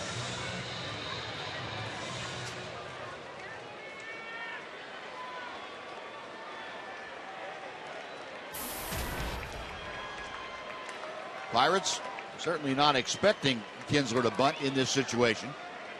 Team trailing by 4 here in the 6th inning. Both cornermen back at their normal positions. Burnett's first pitch. 0-1. It wouldn't be out of the realm of possibility for Ian to try to drop one down for a base hit. Not a bad idea. You got the middle of the order coming up. Third baseman's way back. Burnett a check of second. The 0-1. Toward left field, a base hit. Murphy had to wait to make sure it went through, so he advances to third. But here come the Rangers. 2 walks, now a single. The bases are full with nobody out for Elvis Andrus. Good swing right there by Ian. Ripped that ball. Had to hit that ball hard because it was pretty close to Barmas. Fastball inside part of the plate. Rangers got a little something interesting going here. Well, the base is loaded. And a reminder, this is our Sonic Slam inning. So Angela Andrus from Burleson, fasten your seatbelt. 25 grand on the line for a slam. All right.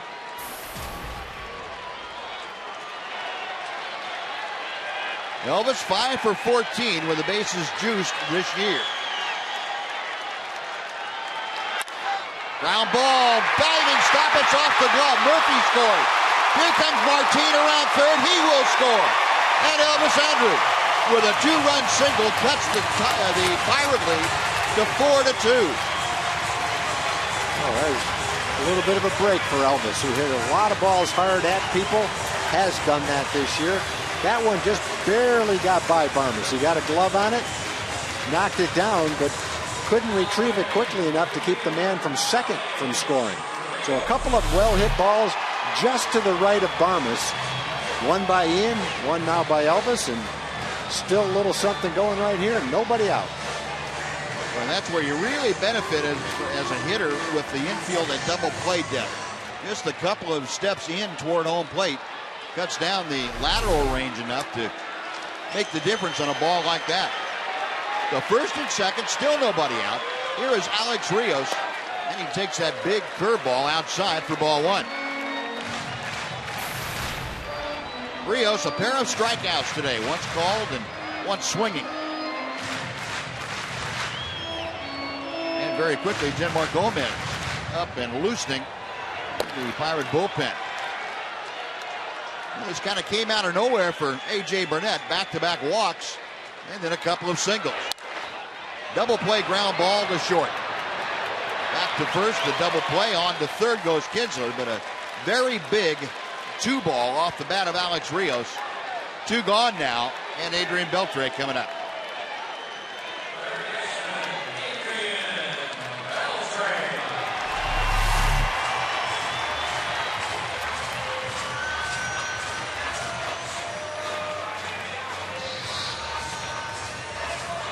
Well, that double play turned with ease. You could not have asked for any more if you're A.J. Burnett.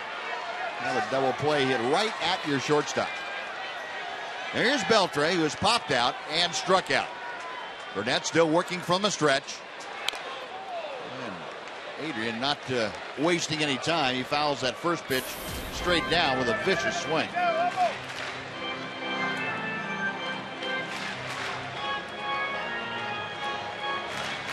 Beltre at 317.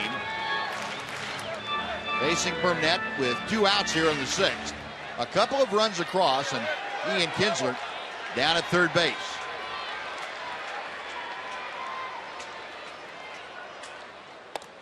Another breaking ball that hung inside. 1-1. Frazier and Cox loosening in the Ranger bullpen.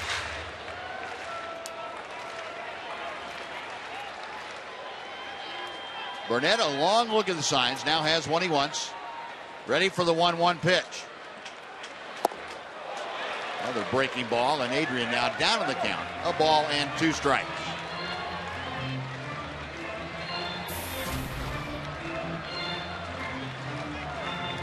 See, Beltre, not only is he struggling just in batting in general, but runners in scoring position. Just 2 for his last 24 times to the plate.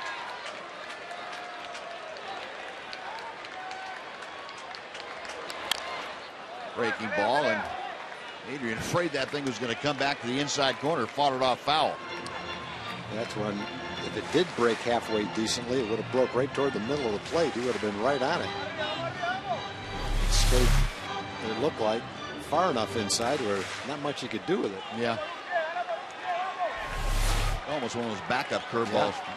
That's when you hoped it broke pretty well from where it started out. Another 1-2 pitch.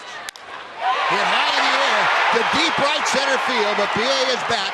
The ball dying near the track, and PA makes the grab. Adrian gave it a ride, but not quite enough. The Rangers score a couple on 2 hits and 2 walks. They strand 1. We're going to the 7th. It's now the Pirates 4, the Rangers 2.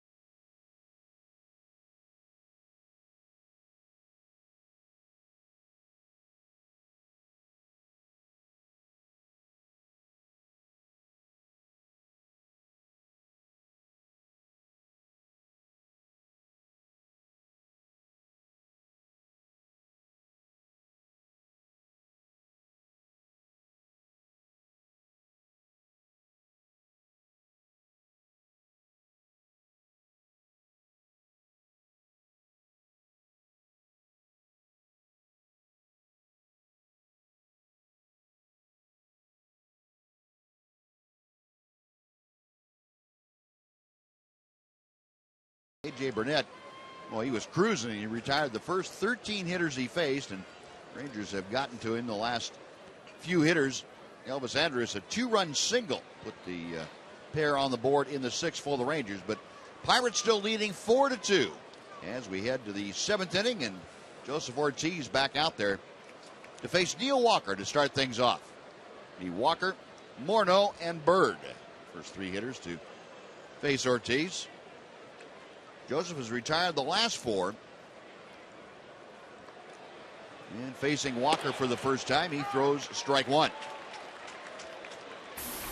Walker today has had an RBI single, 1 for 3, also having popped out and struck out. 1-1 now. In case you missed it, Matt Garza went the first 4 innings, allowed 3 runs on 5 hits, 4 walks, 6 strikeouts. Fly ball to left field off the bat of Walker, moving toward the line and jogging in a couple of steps. David Murphy has it. That is out number 1. And Justin Morneau now will face Ortiz for the 2nd time. We got 2 left, well, a left-hand hitter now. Walker much better as a left-hand hitter. And then you've got Marlon Bird. Rangers have right-handers throwing in the bullpen, so for Joseph Ortiz, could be his last hitter right here. Morneau fouls off that first pitch, 0-1. Morneau was the first hitter that Ortiz faced coming into the game in the 5th inning. Morneau singled and eventually came around to score. That's the only bad mark on the outing so far for Joseph Ortiz. 1 walk, 1 strikeout, and 2 base hits. Ortiz with the 0-1. That will even the count.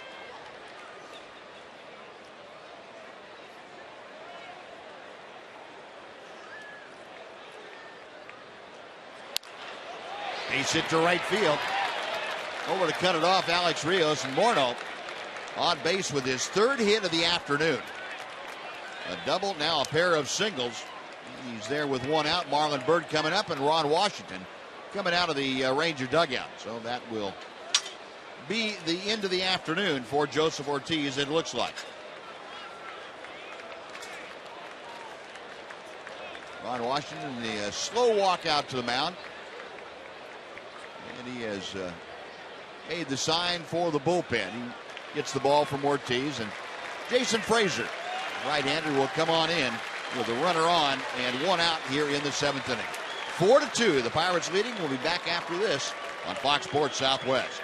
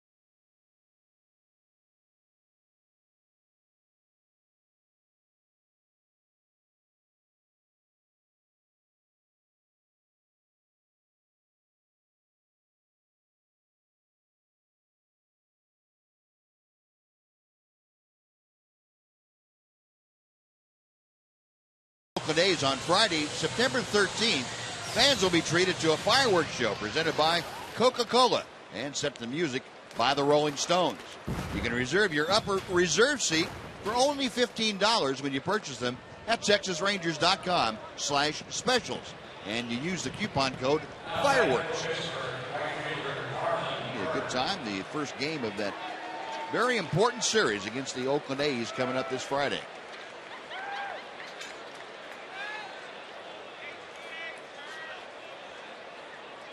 He brought his glove with him. I like that. Put it on his head, though. Used it for a hat instead of catching the ball. Good season for Jason. 53rd game. Got his ERA under 2.5 now. Opponent's average with an out right here be below 200. He's just gotten better and better as the season has gone on. Working to Marlon Byrd, who's 1 for 3 today.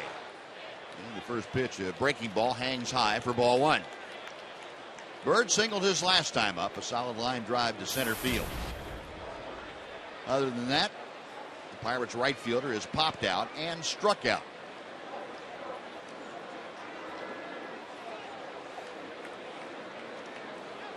Frazier has the sign he wants, a check of first.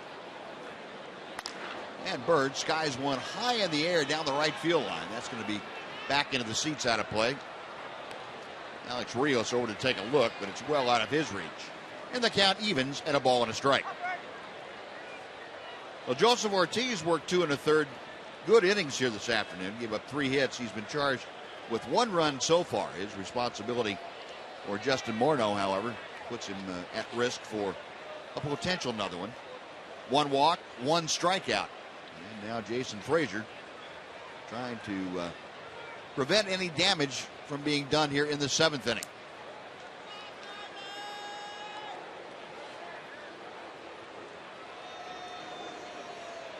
Rangers came back to get into the game with a 2 spot in the 6th inning. So really important right now to keep the Pirates off the board, to keep that deficit at 2. Morneau at first after a 1-out single. Pirates now with 8 hits as a team. In the dirt, 2-1 the count.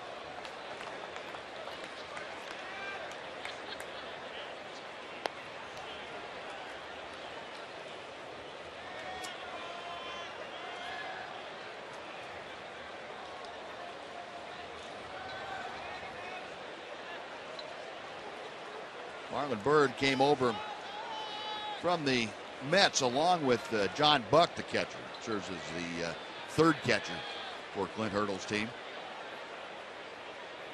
Good acquisition by the Pirates. Low and outside, 3-1 now the count. Well, Jason Frazier getting himself in a little bit of a bind, falling behind Byrd.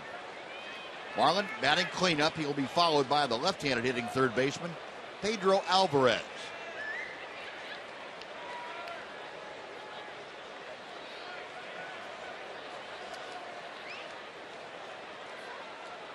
Frazier nods in agreement, comes set.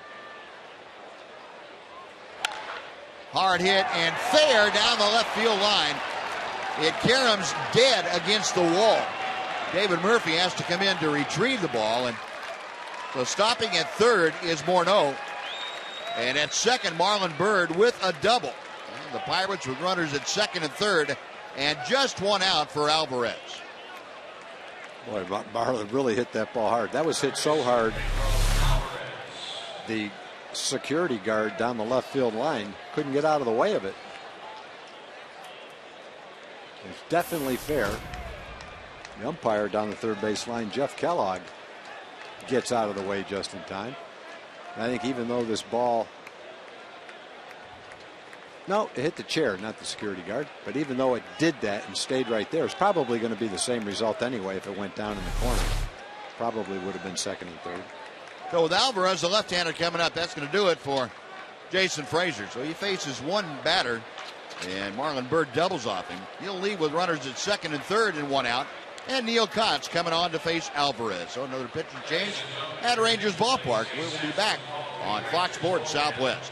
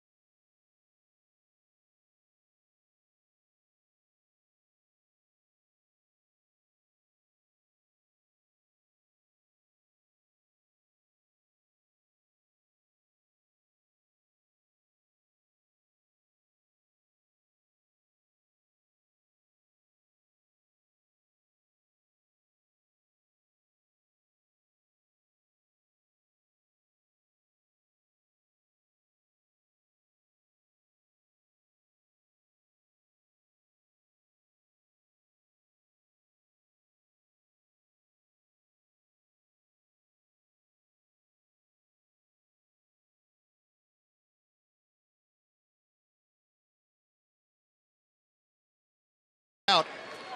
And the left-hander Neil Kotz on to face Pedro Alvarez. Well, you got the right guy in there. Neil's been tough all season long. He's been tough on lefties. You got a lefty up with the infield in. Be a great situation to get a strikeout. But with the Pirate bullpen and a 2-run deficit, you definitely want to do whatever you can not to give up another run right here. A strikeout would be a good thing. And Alvarez going after that first fastball and didn't make contact. 0-1. Alvarez has doubled and walked. Also grounded into a double play today. 1 for 2 officially. Currently hitting at .232. He has Morneau, the runner, at third base. Marlon Byrd at second. And he skies one to center field. That's going to be plenty deep enough to score Morneau. Martin makes the catch. Morneau tags and scores. Marlon Byrd tags and advances 90 feet. And the sacrifice fly by Pedro Alvarez makes it a 5-2 Pirate lead. And that's a big run for the Pirates to get one of the two back that the Rangers scored in the bottom of the 6th inning.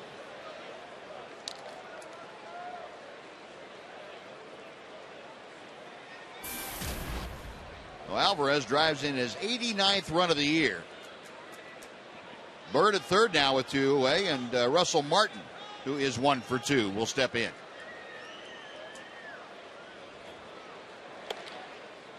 Fastball, strike 1. Martin today a strikeout, a single and a run scored in the 4th. Last time up in the 5th, he walked.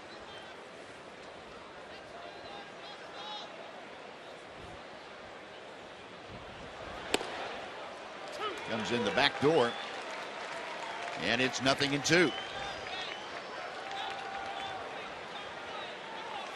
Pirates now 5 runs on 9 hits. Rangers 2 runs on just 3 hits against A.J. Burnett. In the dirt, that gets away from Pierzynski, and down the line comes Marlon Byrd. He will step on home plate, and the wild pitch from Neil Cox makes it a 6-2 Pirate lead.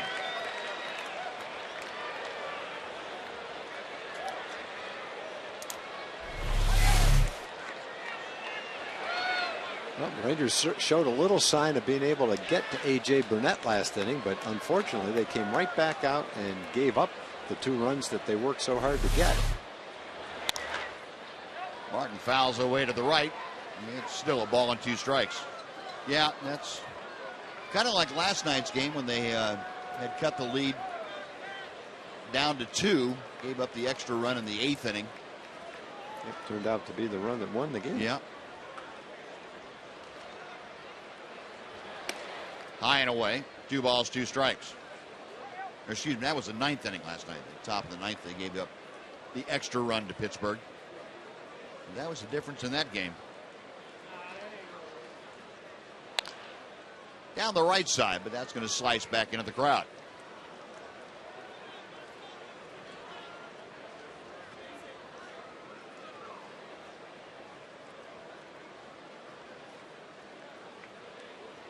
Neil Kotz with a count of 2 balls and 2 strikes on Russell Martin. And another foul ball.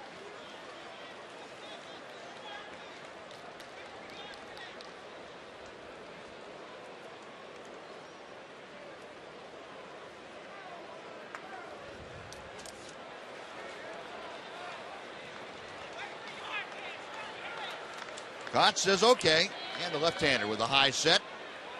Goes back to the plate, and Martin, this one high in the air to left center field. Moving to the alley as David Murphy puts it away, and that will do it. But Pirates come up with 2 more runs on 2 hits, nobody left.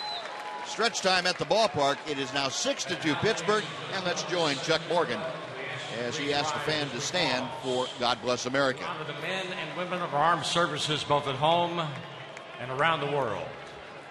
Today we invite you to join in singing God Bless America with Air Force Tech Sergeant Shonda Winkler.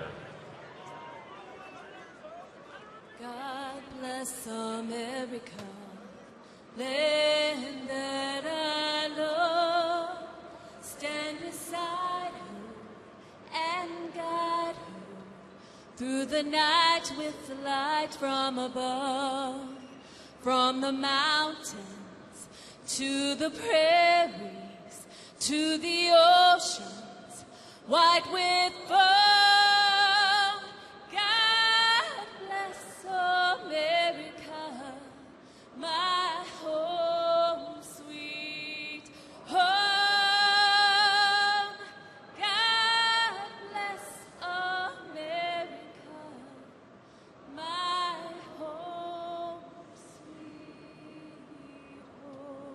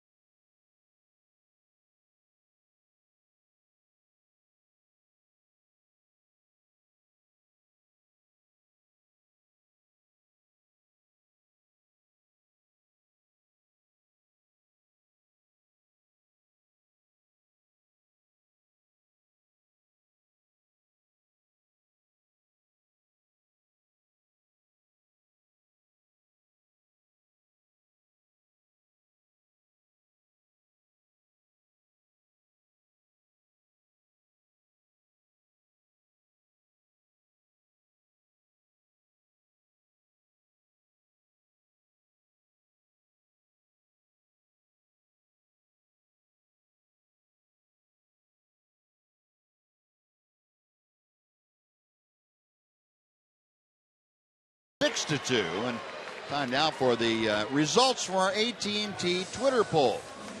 Remember, we asked you about have you ever skipped work or school to attend a Rangers game? And we had a lot of people being honest today. 83% said, yeah, on Twitter we did. 17% still in denial.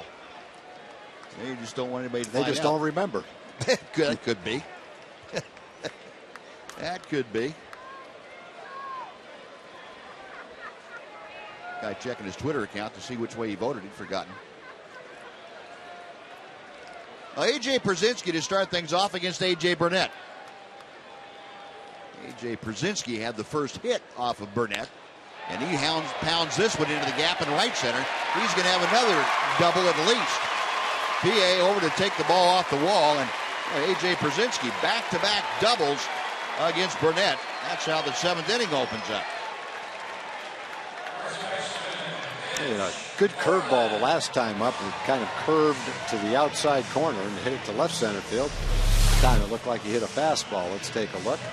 Yep, fastball belt high out over the plate. Put a good swing on it and ripped that one into the gap in right center field. So 2 well-hit doubles for A.J. Rangers now down by 4. Still trying to peck away here and get back in the game. Done it once. Now they got to do it again.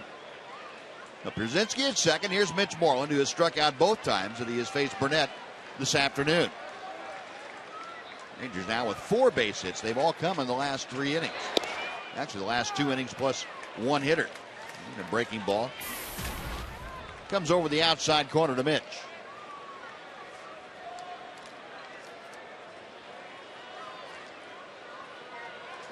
Moreland went down swinging in the 2nd and also in the 5th. Trying to pick up Brzezinski, get the Rangers back in comeback mode.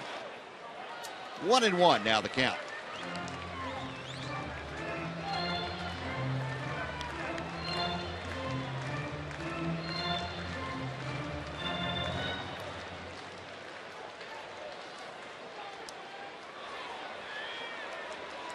Moreland waiting as Burnett studies the sign and comes set. Outside. It is 2-1.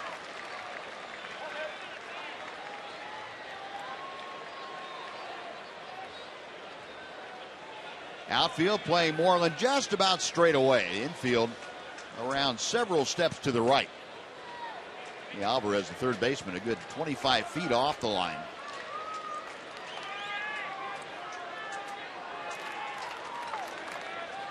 Burnett's next pitch. Little tapper down the first base side. Brzezinski will stay at second. Moreland is tossed out by Burnett. And that is out number 1. The club trailing by 4. No sense in taking a chance if you're A.J. Brzezinski. Now 1 out, 1 on. Jurickson Profar coming up. Let's take time right here for a Mazda game break with John Radigan. John?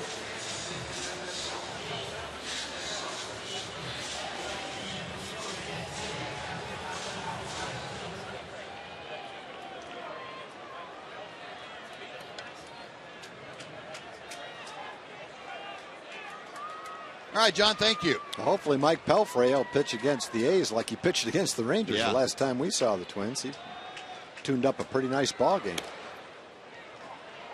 Profar takes that first pitch high and outside from Burnett.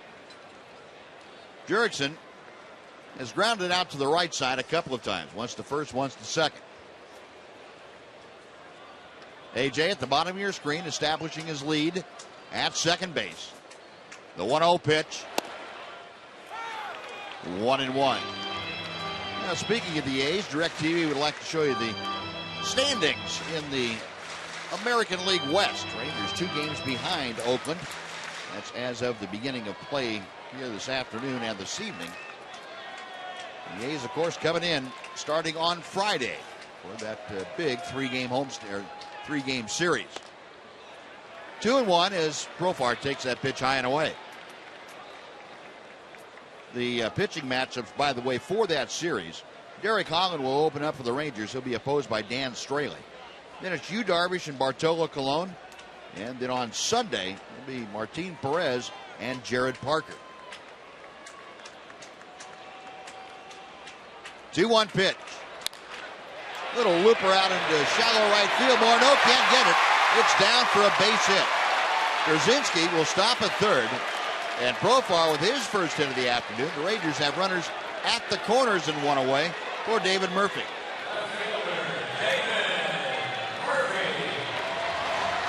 AJ had to kind of hold up to see if Morneau was going to be able to run out into short right field and make that play. It was just a soft hit ball right off the handle. Couldn't really tell whether he'd get to it or not. And when it fell in, AJ had to just stop at third base. And hit hard enough to roll away from him. Yeah. Just kind of stopped when it hit the ground. A 2 on, 1 out. David Murphy walked and scored the last time up. He is 0 for 1 officially. One time he did put the ball in play. He did so sharply. It lined to third. And Burnett having a little trouble now with the consistency of the breaking ball. And you would expect that. Next pitch will be number 100 this afternoon.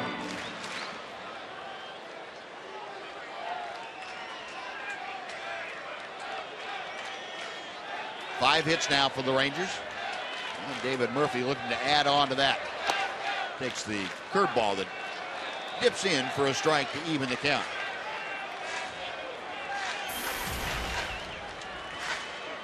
.59% of the time this year, David Murphy has scored that runner from third with less than 2 out. AJ 90 feet away with the third Ranger run. 2-1.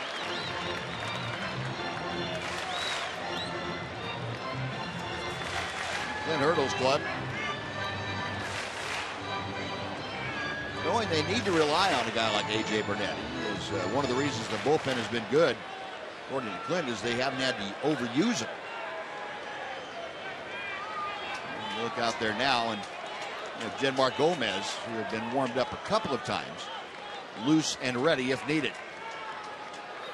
The 2-1 pitch coming to Murphy. Outside, 3 balls and a strike. Well, Burnett now just 1 ball away from loading him up. Murphy hitting 8th. He'll be followed by Leonis Martin.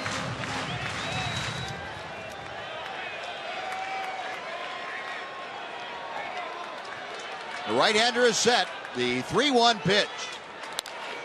Base hit to right field. Brzezinski will score. Stopping at second is Profar. David Murphy with the RBI single. And the lead is now 3. It's 6-3 in favor of the Pirates.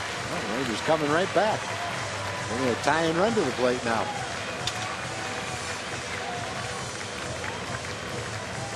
Well, David Murphy with the RBI is 44th of the year. A comeback fastball, and it came back to the business end of David Murphy's bat. Well, that's going to do it for A.J. Burnett as Clint Hurdle has gone to the mound after Murphy's RBI single. He said that's enough. He wants Genmar Gomez to come in. And a pitching change again underway here at Rangers Ballpark in Arlington. The Rangers now trailing 6-3 and mounting a comeback here in the 7th inning. We'll be back with more on Fox Sports Southwest.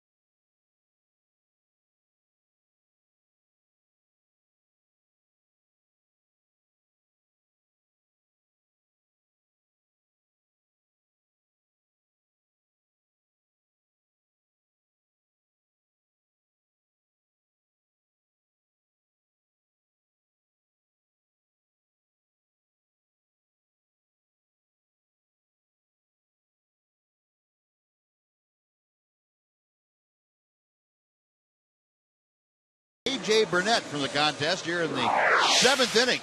We have runners at first and second, one out, a run across.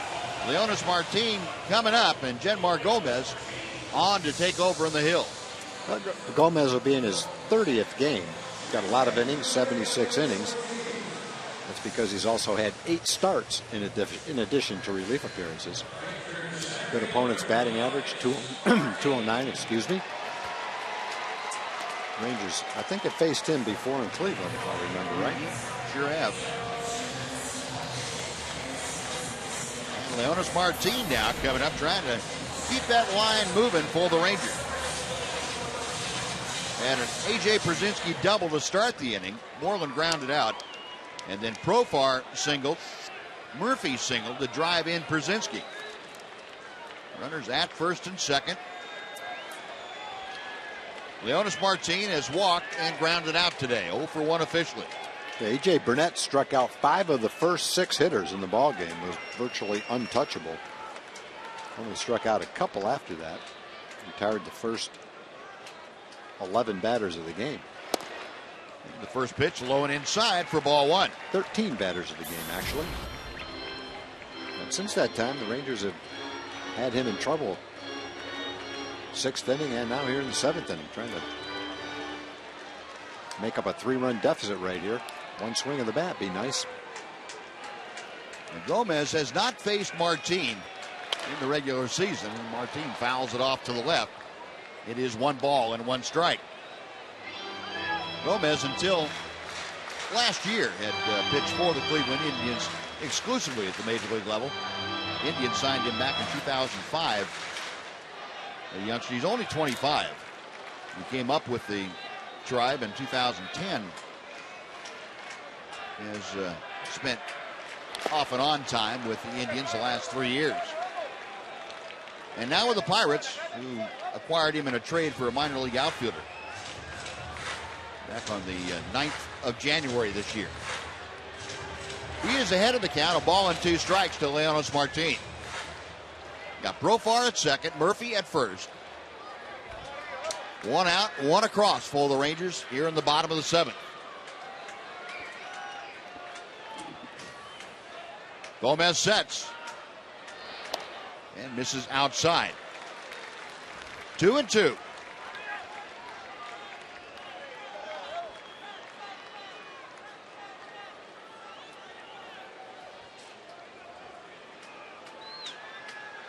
Leonis for the 5th straight game now, batting in the number 9 slot.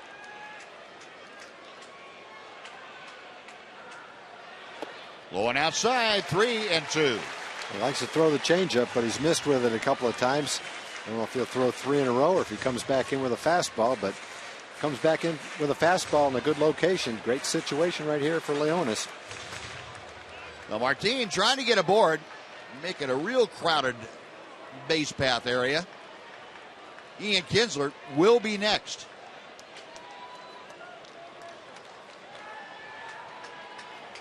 Gomez ready. The payoff pitch. Line to center field, coming on PA. He has a bead drawn on it, makes the catch. Profar bluffing a move to third, but he can't go. The ball not hit that deeply, and that is out number 2. And it brings up Kinsler. Well, he came in with a fastball at 92 miles an hour. Just got it in on Leonis a little bit late on that one. Trying to throw it away. Gets it a little bit on the inside. Well, actually, he throws it right down the middle of the plate. That was, in those circumstances, that's a great pitch to hit. You've just seen 2 changeups out of the strike zone. You're pretty sure you're going to get a fastball. And he throws one right down the middle of the plate. A little bit late on it. Well, Ian Kinsler will step in. You see he's been 1 for 8 in his career against Gomez. The right-hander checking second as he sets at the letters. 1 ball, no strikes.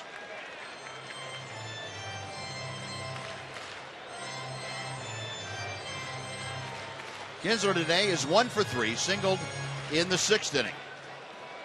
Other than that, grounded out and struck out against A.J. Burnett. Genmar Gomez back to the plate. 1-1. Kinsler not overly thrilled with that call.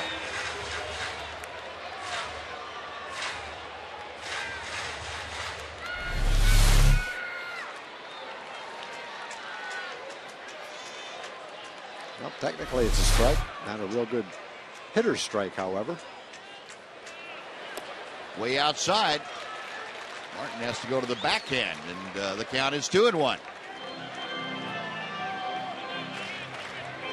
Murphy, the lead from first. He had an RBI single. Erickson Profar at second. Had a single just prior to that. A.J. Brzezinski led the inning off with a double and came around to score. And Ian Kinsler trying to plate some more of his teammates. Outside, 3 balls and a strike. Again, Gomez having difficulty nailing down the strike zone. If he loses Kinsler, Elvis Andrus would get a shot at Gomez here in the 7th.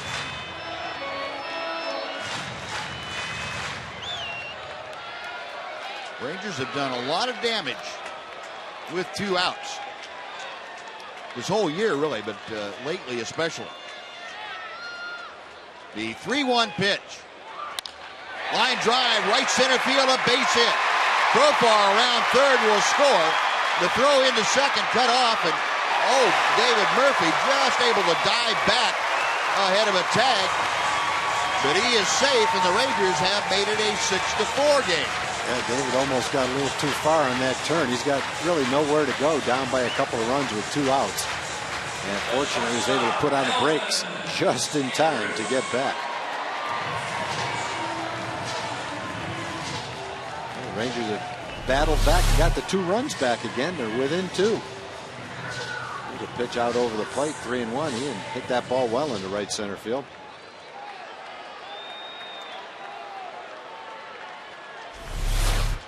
Well, first and second, still 2 outs. 2 runs across now. And Elvis, who had a 2-run single his last time up, takes very wide for ball 1.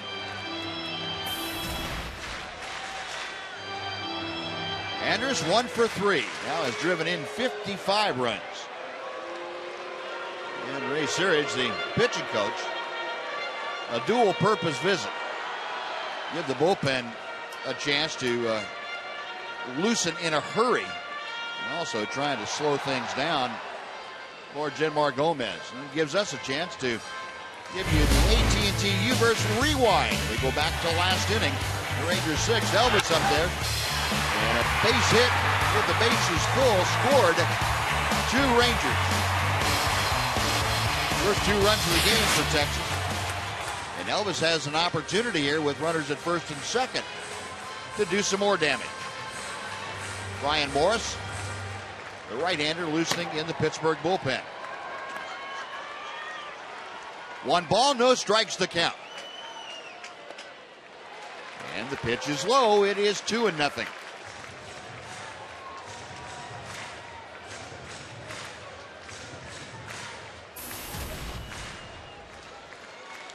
Elvis 14 hits in his last 36 times to the plate in these situations. Runners in scoring position. Takes that fastball and just does catch the outside corner. It's 2-1. Good one to take. Tough pitch to do anything with. Only the first strike. Gomez, 14 pitches, only 6 of them have been strikes. Now the 2-1. Little looper into right center field. It's going to fall for a base hit. Here comes Murphy to score. On to third goes Kinsler. And the Rangers coming back as Elvis has his second straight run-scoring single. It's a 6-5 Pirates lead. Well, Rangers starting to get those hits with men in scoring position now.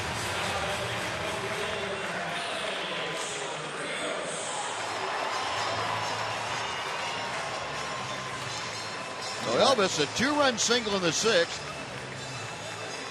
An RBI single here in the 7th. And Clint Hurdle said that's enough.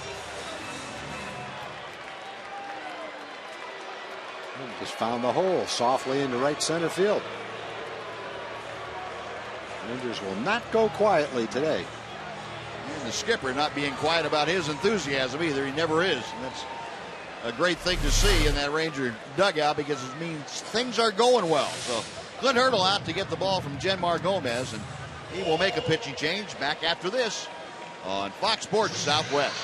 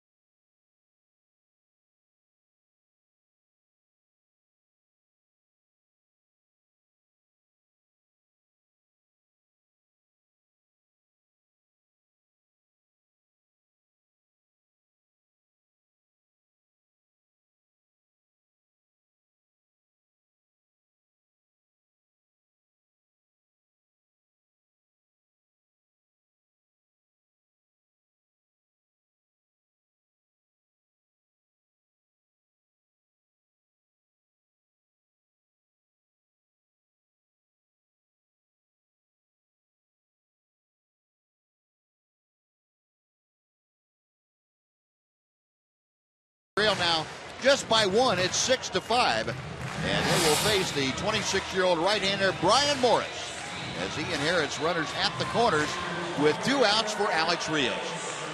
Another solid member of the Pirate bullpen, having a good season. 48th game, 58 innings, has given up 8 home runs though in 58 innings. Beautiful time for one right now.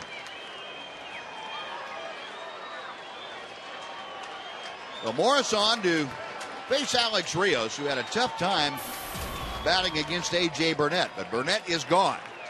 Rios 0 for 3. Elvis, a good lead at first. He's staying put, and the pitch is outside. Ball 1 as Rios was backing out. Looked like he thought he had timeout. Either that or just taking a pitch all the way. Want to see if he could distract the pitcher a little bit. Kinsler at third. Andrus at first. Morris ready. And he misses low and away. It is 2-0. Kinsler had an RBI single. Elvis followed up with an RBI single. They are at first and third with 2 outs here in the 7th.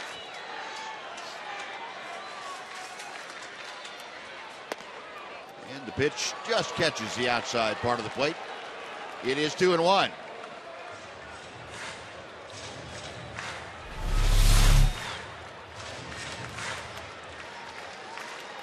Cut fastball right in the outside corner.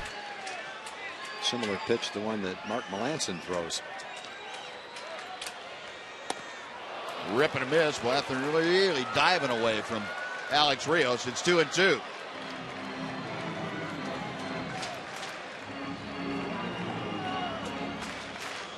Rios now 6 for his last 15 times to the plate. Appear in a crucial situation. Rangers have gotten it down to a 1-run deficit. I'm going to throw to first. Elvis get back with the head first dive. Rangers with 5 hits in this inning. They have scored 3 times and have 2 aboard. Morris, the high set.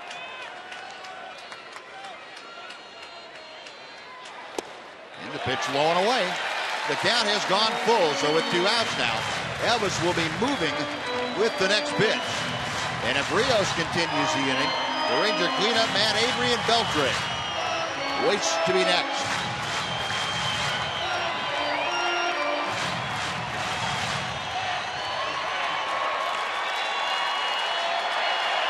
Going out of his way not to give him a pitch that he can drive, but he's well throwing a strike right here.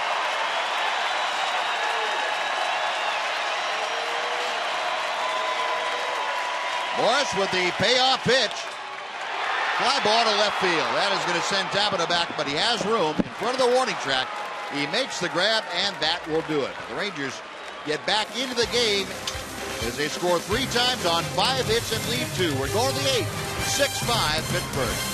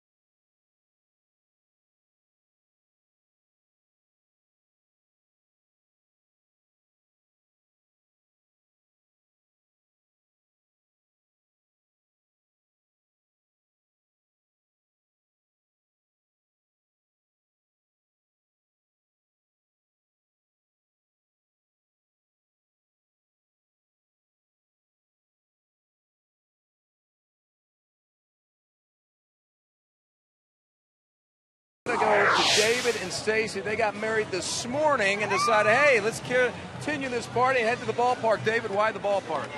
Well, 3 out of the 4 years we've been together, we've been here, and we're going to keep it a tradition and go Rangers. There we go. Stacy, okay with you then? Yes, definitely. Congratulations. Here's the bag. What's after the game? We're going to celebrate a victory out in the parking lot with all the friends right here and family right here. All right, sounds like a lot of fun. Way to go. Thanks, Buzz.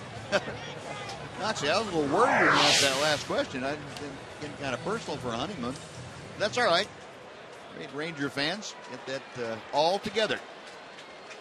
Now the Rangers coming back in this ball game have made it a 1-run game, 6-5 Pirates. Pittsburgh coming to bat here in the 8th against Neil Cox. And Garrett Jones, the schedule hitter, being called back. And as Harrison was getting ready to step in, Ron Washington said, whoa, wait a minute. I don't want Josh Harrison hitting against Neil Cox. So skipper out to the mound. And he will take the ball from Neil Cox. Cox will retire after 2/3 of an inning. And we'll get the right-hander Tanner Shepard coming on in from the bullpen. Well, before we got the 8th inning underway, a pitching change. And once again, we'll take a timeout. Right back to Rangers Ballpark in Arlington after this.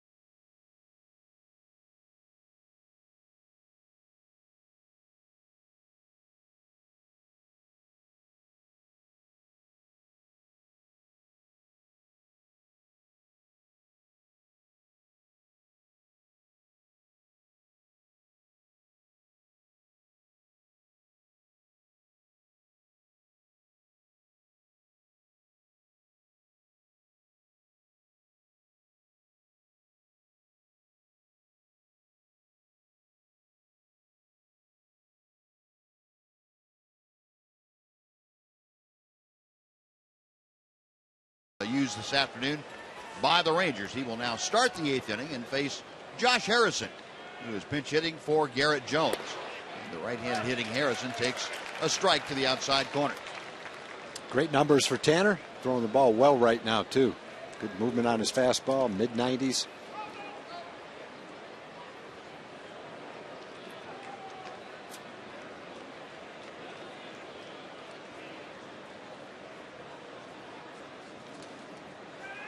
Shepard's back to the plate. And Harrison expecting fastball, swinging at fastball, and he got the curveball. 0-2 the count. 260 the average for Harrison. And a little roller foul down the third base side. We'll come back and try it again.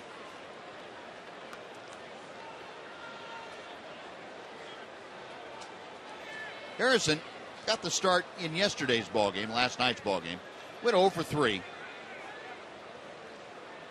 He is currently in an 0 for 5 streak. Got him swinging. Good hook. One gone.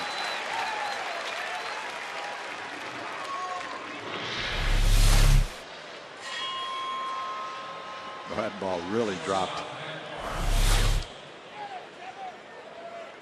One away. Clint Barmas now will step in. Barmas, a bases loaded walk in the 4th inning. Other than that, he has popped out and flied out. 1 ball, no strikes. Well, Barmas 1 for 5 in this series.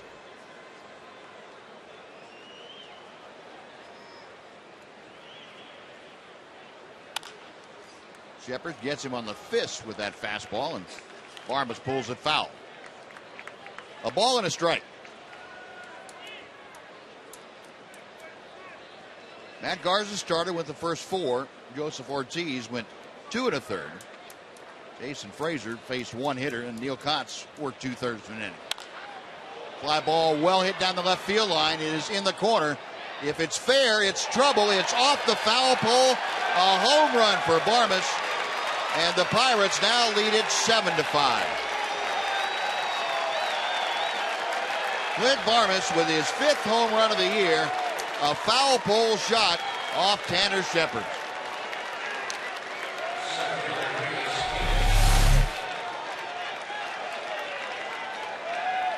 Pretty nice job of hitting right there. Not much you can say. That ball had good velocity. It had good life. It came a little bit off the plate.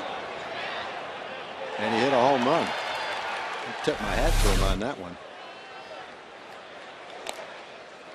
And a swing and a foul tip by Felix Pie.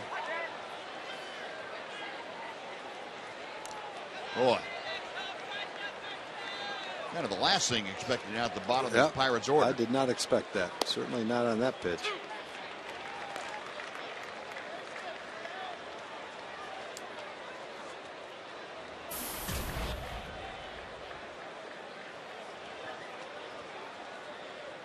The 0-2 pitch. Low and inside. That home run, the first of the series by either team. And wouldn't you figure it would come at a time when the Rangers could really least afford it.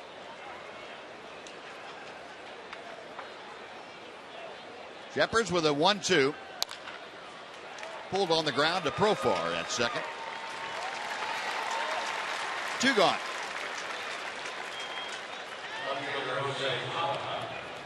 Now back to the top of the Pirates order, and Jose Tabata.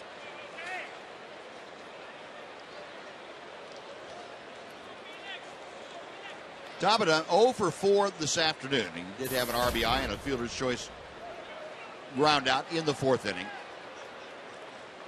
He has 26 RBI for the season. And a breaking ball from Shepard's. 0-1 the count.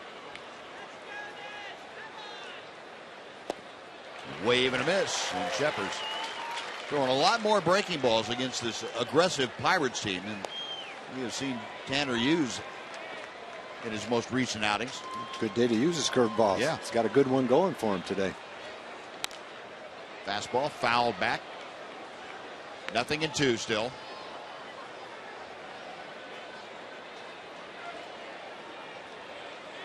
Tabata, a couple of ground outs and a strikeout.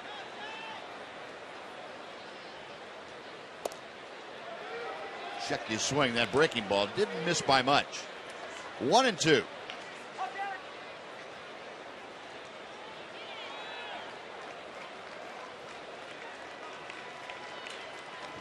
Sheppers back to the plate. Slowly hit off to the side of the mound. Sheppers picks it up, but can't do anything with it. And Beltre wasn't in a position to help him out. That's just one of those infield hits. There's nothing you do a doggone thing about. No, the only thing he could have done to have his best chance was not pick it up himself. Wasn't going to make much difference, but he definitely wasn't going to make the play by fielding it himself. Hopefully he's okay.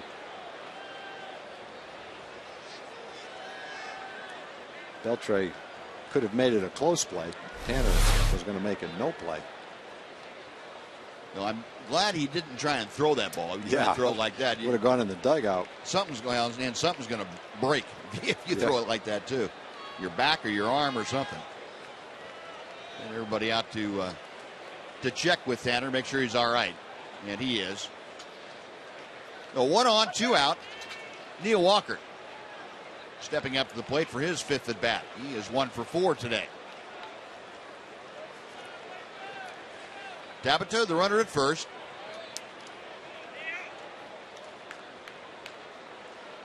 Walker, an RBI single in the 3rd inning. And Sheppers will go to work on Tabata.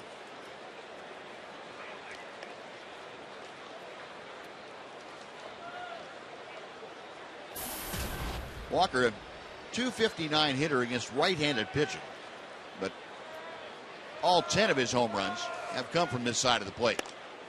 And Sheppers misses high for ball 1.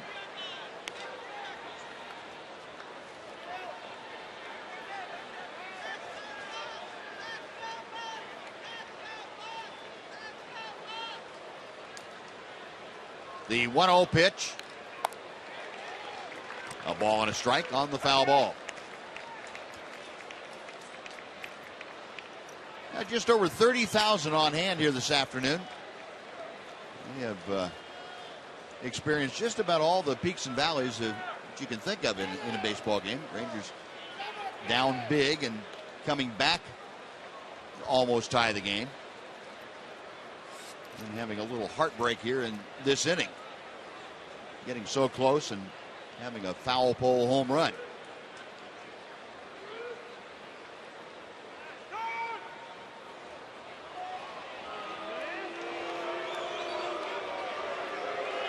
A late call of time by the home plate umpire, Chad Fairchild.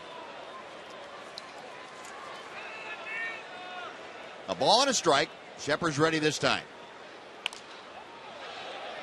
Now it's 1-2.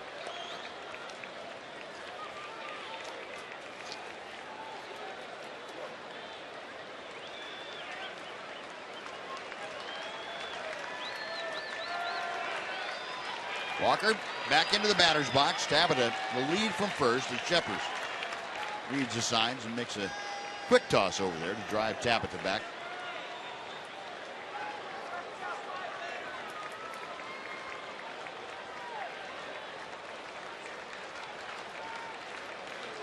Now the 1-2 coming.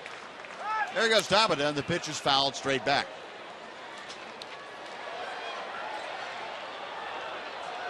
We'll have to reset and try it again with a 1-2 count.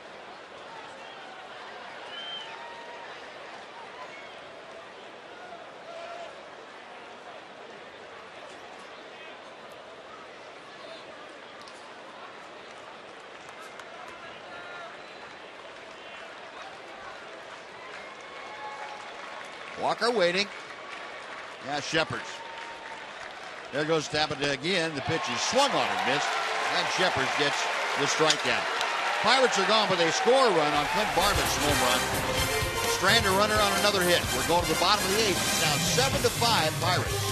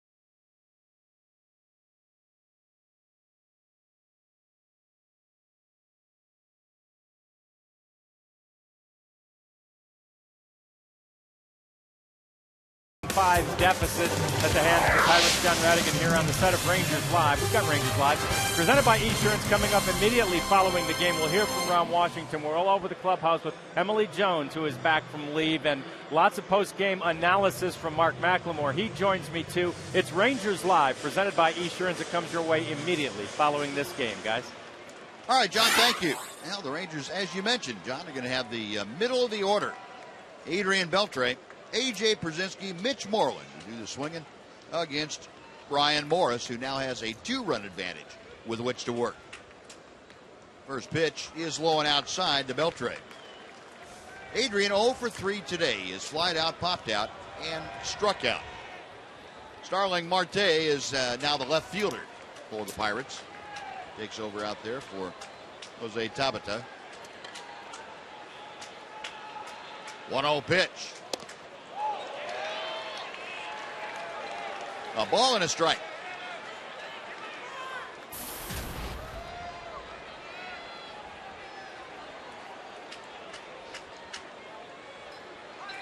Pirates 7 runs, 11 hits today. Rangers 5 runs on 8 hits.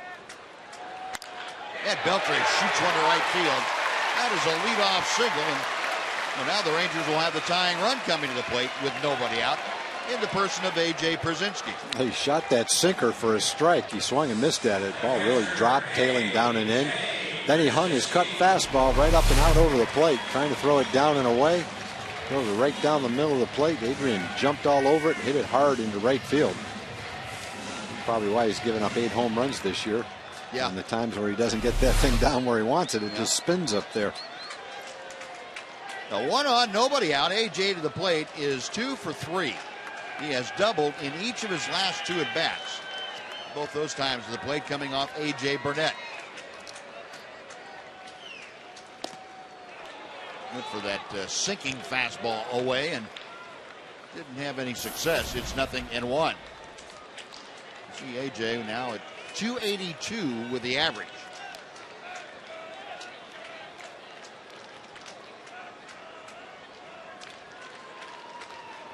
Morris ready.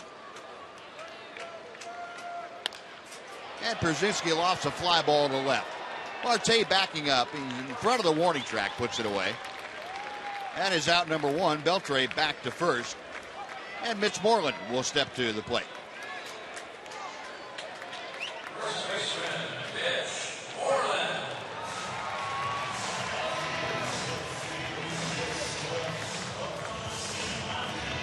Then Mazzaro, one of the hard-throwing right-handers in the bullpen, getting loose for the Pirates.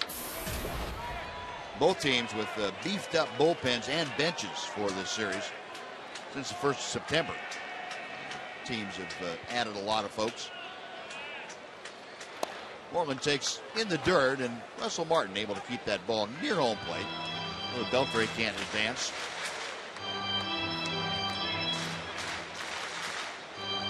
Mitch had no luck at all against A.J. Burnett today. He struck out twice and hit a little tapper right back to the mound.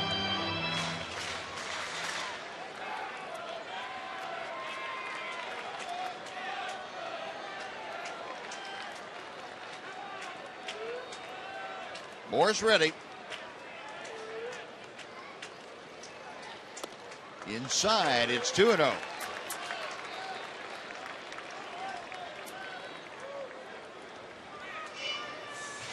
Mitch down a spot where he can look for a pitch in a location, go after it.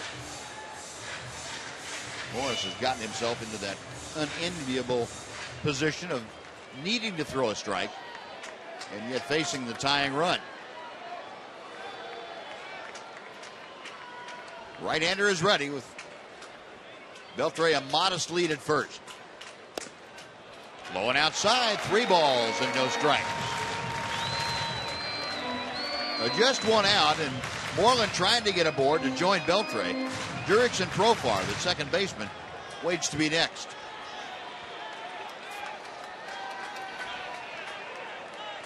.30 pitch is coming. Knee-high strike with that good sinking fastball. 3-1 now.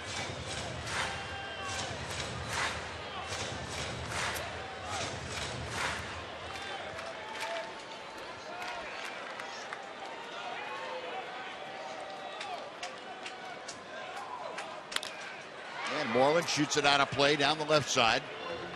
The count has gone full to Mitch.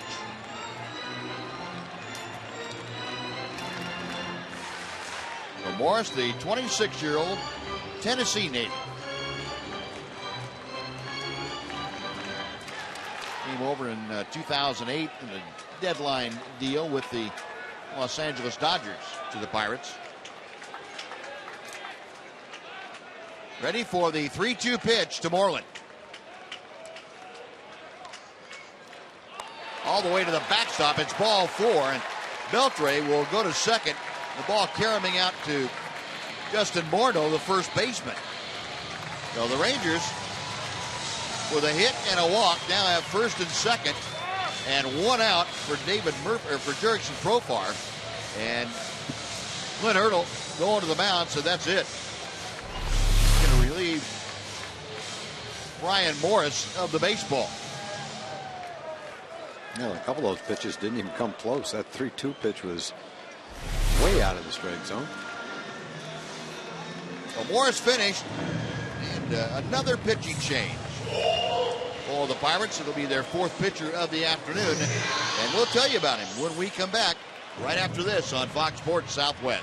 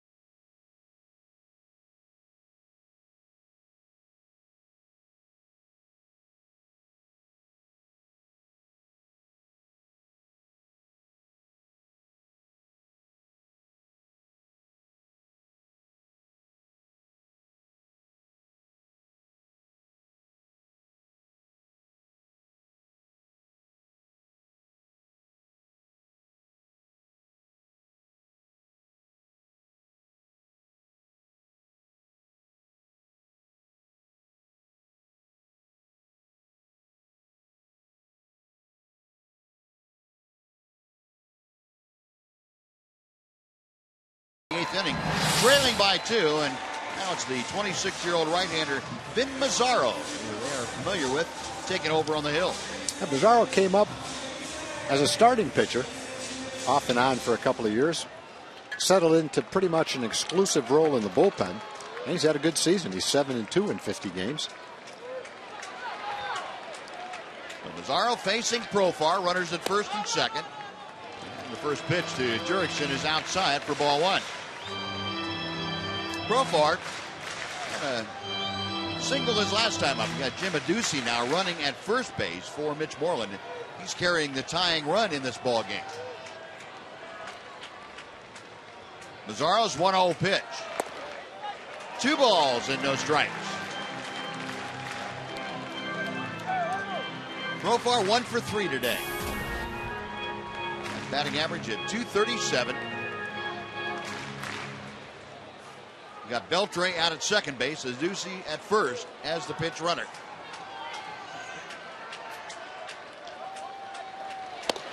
Check swing, it is a strike. 2-1.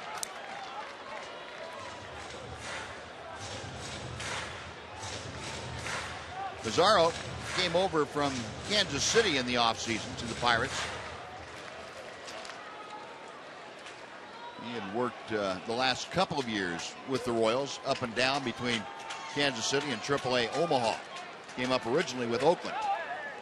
And Beltre scampered off second and had to reverse himself very quickly as Mazzaro almost caught him a little too far off the bag.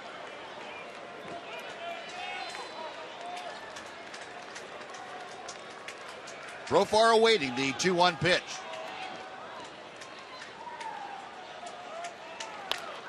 Fouled out of play, and it's 2-2.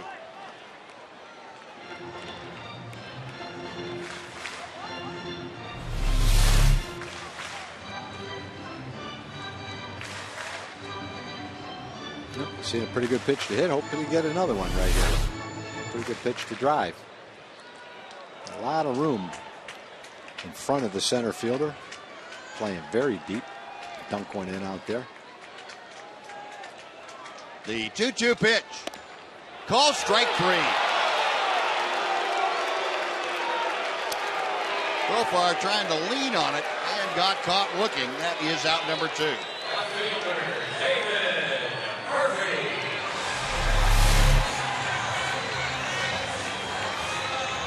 Good pitch all the way. Good movement on it. Definitely with a couple of strikes in that situation. Tough pitch to take. Tough pitch to hit, though. Good fastball, tailing down and away. 2 away now. Beltre still at second. Adducey still at first. And here's David Murphy. First pitch is a called strike. Belt high outside corner. Murphy 1 for 2 with a walk. A pair of runs scored. A run driven in today. 3 for 9 in his career with a couple of home runs against Vin Mazzaro.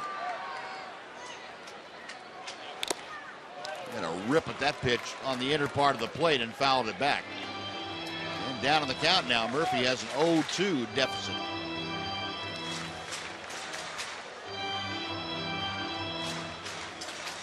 The Rangers could use Murph's 14th home run of the year right here.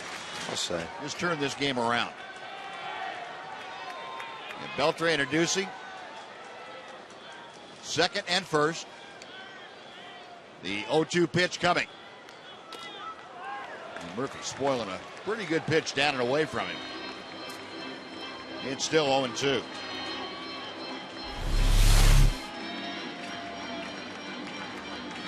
Well, pitch number 1 was called a strike, so pitch number 3 probably would have been 2.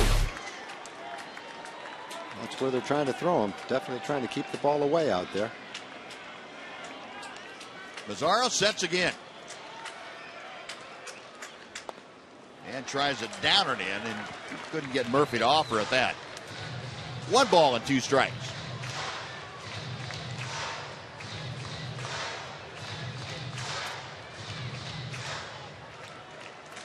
Clouds overhead now blocking out the sun, so an overcast look to the ballpark as Murphy waits. Low and inside, it's 2-2.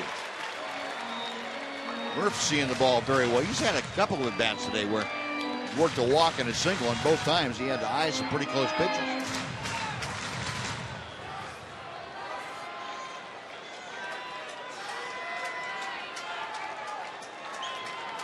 Mazzaro reading the signs and is ready. He checks Beltre at second. The 2-2 pitch. Fouled back.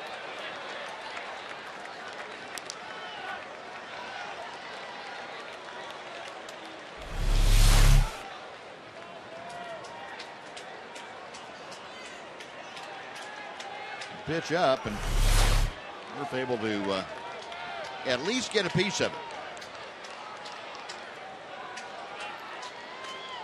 Another 2-2 is on the way. And another foul ball is the result. Yeah, you keep fouling him off, and there's a chance he might throw one in the middle for you. This will be the 8th pitch of the at-bat from Mazzaro to Murphy.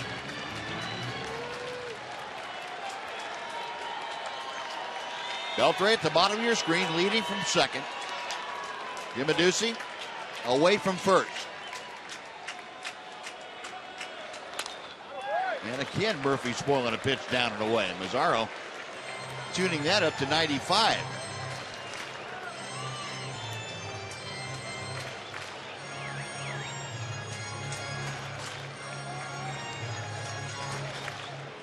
There are your Ranger runners.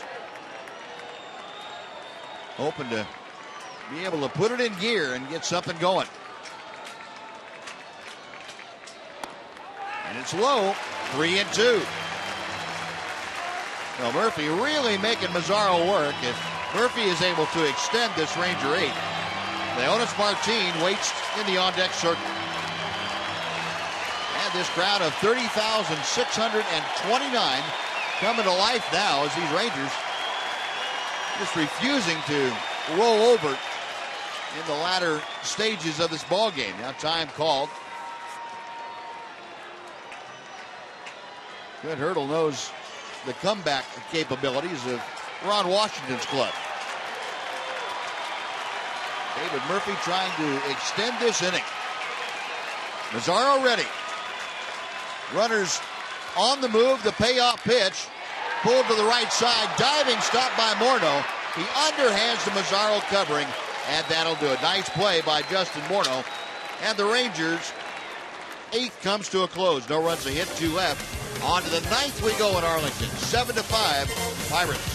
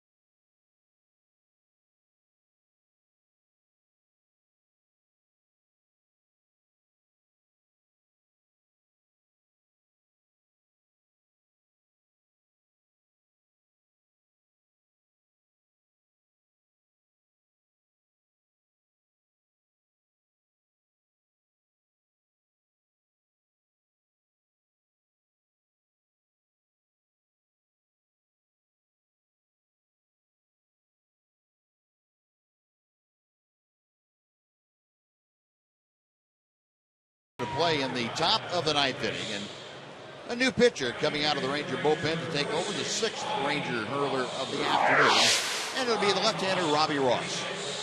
Robbie came into the game last night, was charged with a run, trying to shut him down right here, give the Rangers another chance to come back. They've been on the verge of tying this game the last few innings, just haven't been able to get that last hit, kind of like last night in the last inning. A lot of base runners, a lot of hits with men in scoring position.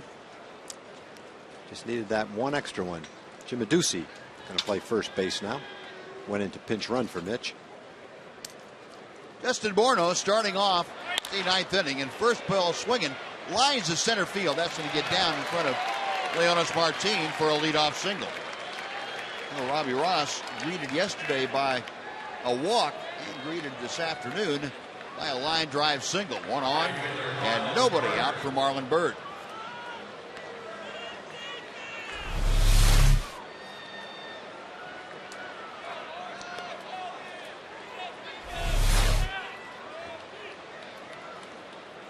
Well, Marlon steps in 2 for 4 today. He has singled and doubled. He has scored 1 run.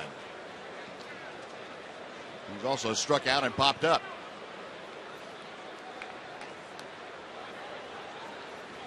Pirates now with a dozen hits this afternoon. Rangers with 9 hits. Ross to second for 1. The return to first not in time. Robbie just couldn't get himself squared around quickly enough to give Elvis a chance to double up Byrd. But they do get the lead runner. Force out goes 1-6. And Byrd now at first with 1 out for Pedro Alvarez. Yep, didn't turn 2. Good news is, though, he made a good pitch to Byrd, jammed him. Gets the force out at second base. Tough ball the way he had to catch it to turn around and have to throw it to have time to turn a double play. Good job to get 1, though. Alvarez 1 for 2 this afternoon. He's also walked and had a sacrifice fly. First pitch in the dirt. A.J. Brzezinski again blocking everything coming his way. Neftali Feliz is loosening in the Ranger pen. As A.J. out to both talk to Robbie Ross and let the pain from that last block subside. I think that caught A.J. on an unprotected area.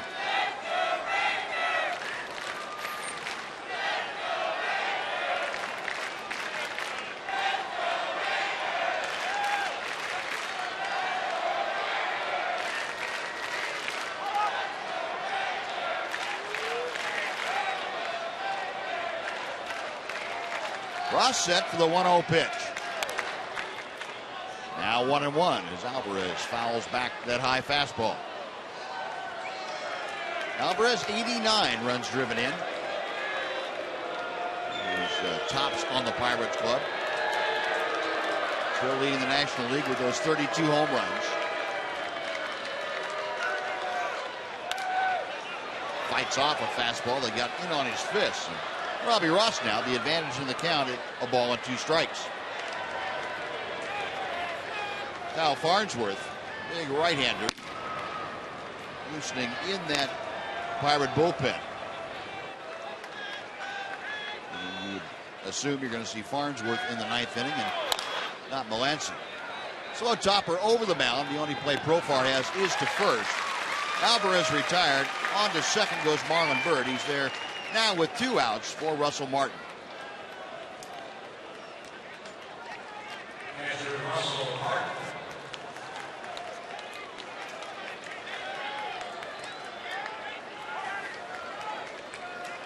So Ross a chance to get Martin and get out of the inning with no damage done.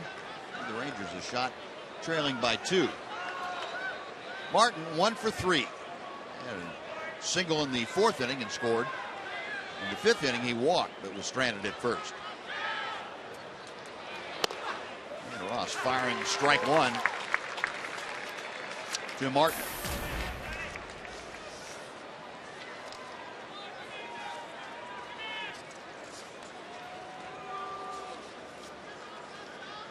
Robbie, a belt high set. And a little looper back over the mound. Profar, bare hands, throws and gets it. Well, some pretty good jam shots. I guess so. Served up by Robbie Ross that inning. No runs, a hit, 1 left. Rangers coming to bat in the bottom of the 9th. Martin, Kinsler, and Andrews. They're trailing by 2.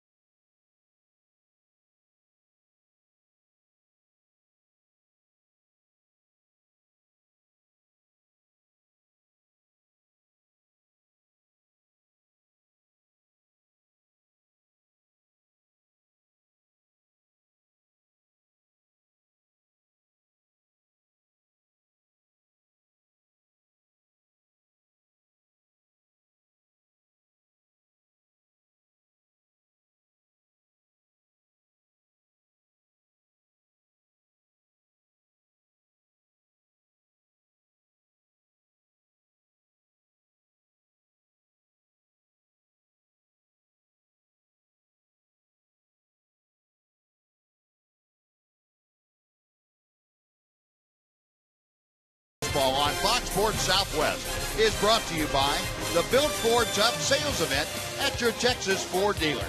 Ford is the best in Texas. By AT U-Burst TV. Check availability at 1-800-PIC-ATT. Rethink possible. And by Progressive. Visit Progressive.com today.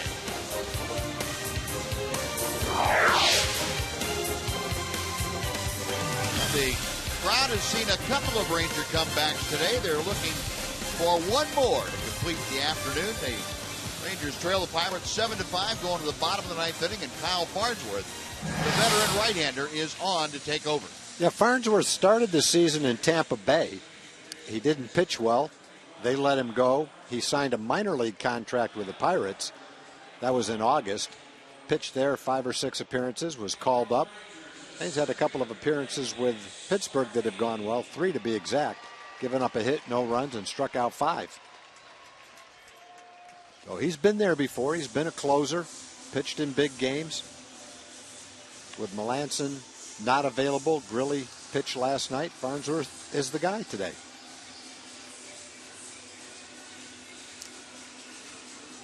Now Farnsworth and Martin going over what they want to do and what series of signs they might use.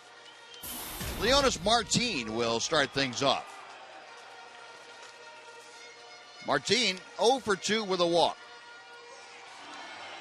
Facing the big, tall right-hander, 37-year-old Kyle Farnsworth, who goes 6'4" and listed at 230 pounds. The Wichita, Kansas native, and trying to butt his way aboard. Leonis Martin fouls it straight back. It's 0-1.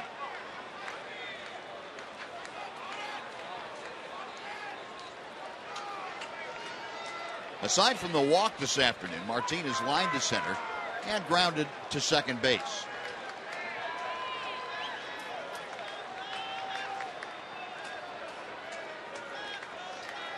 Farnsworth, a high set, and the pitch is inside.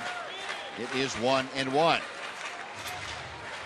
Farnsworth, kind of an imposing figure on the mound. Look out there, those glasses kind of remind you of a guy from way back, Ryan Duran. Yeah. Farnsworth's a big, strong guy, a martial arts guy, as a matter of fact. Yeah. He's the last guy you'd charge. And a little pop-up. Alvarez, the third baseman, calling off Varmus, the shortstop. And Leonis Martin is out number 1. A good fastball right there by Farnsworth. He got it in on Leonis, who was jammed, popped it up to third base.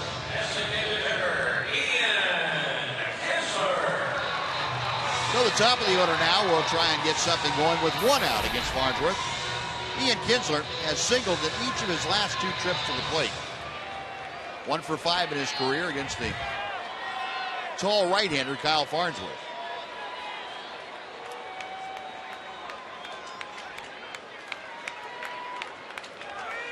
Kansas, as you saw now with those 2 hits, batting average at 273. Hear a rumble of thunder off in the distance. 0-1 the count. Breeze picking up, blowing straight in from center now, and flash of lightning over past the left field foul pole. Kinsler, a line drive to left. Coming on, though, is Marte, and just a couple of steps to his right. Marte makes the grab. That is out number 2. Well, that's too bad. Ian hit that ball right on the good part of the bat. It was a hanging breaking ball. Good swing, hit it just right. Had the misfortune of lining it straight to the left fielder. Well, much like last night, now the Rangers, with the bases empty, they're down to their last out. Elvis Andrus, 2 for 4 today, steps in. Elvis had a base hit in that 9th inning last evening with 2 outs. Rangers put together 4 consecutive singles in the 9th inning to come up just a little bit short. Scored 2 runs in the 9th. Now trailing by 2 here this afternoon. And the pitch is in for a strike. It's 1-1.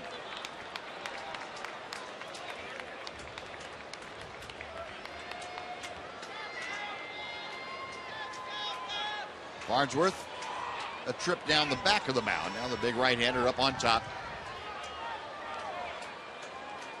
Andrus waiting for the 1-1 pitch.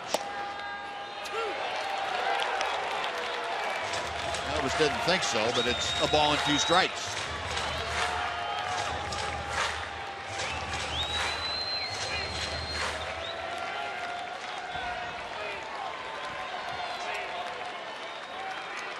Elvis, like his predecessor Ian Kinsler, has singled his last 2 times up.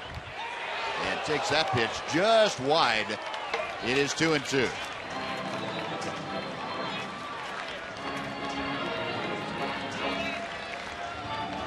Wind really starting to whip up now. Feels like rain right now. Yeah, it does. Smells like it. Those flags whipping in, pointed straight in from center. And that storm not too far off into the east. Got him swinging. As that will do it. Throw down to first, and the game is over. And the Pittsburgh Pirates complete their 3-game sweep of the Rangers. The final this afternoon, 7-5. As Kyle Farnsworth closes things out in a 1-2-3 fashion. John Radigan, Mark McLemore back to wrap things up from Rangers Ballpark right after this. The 7-5 Pirates win.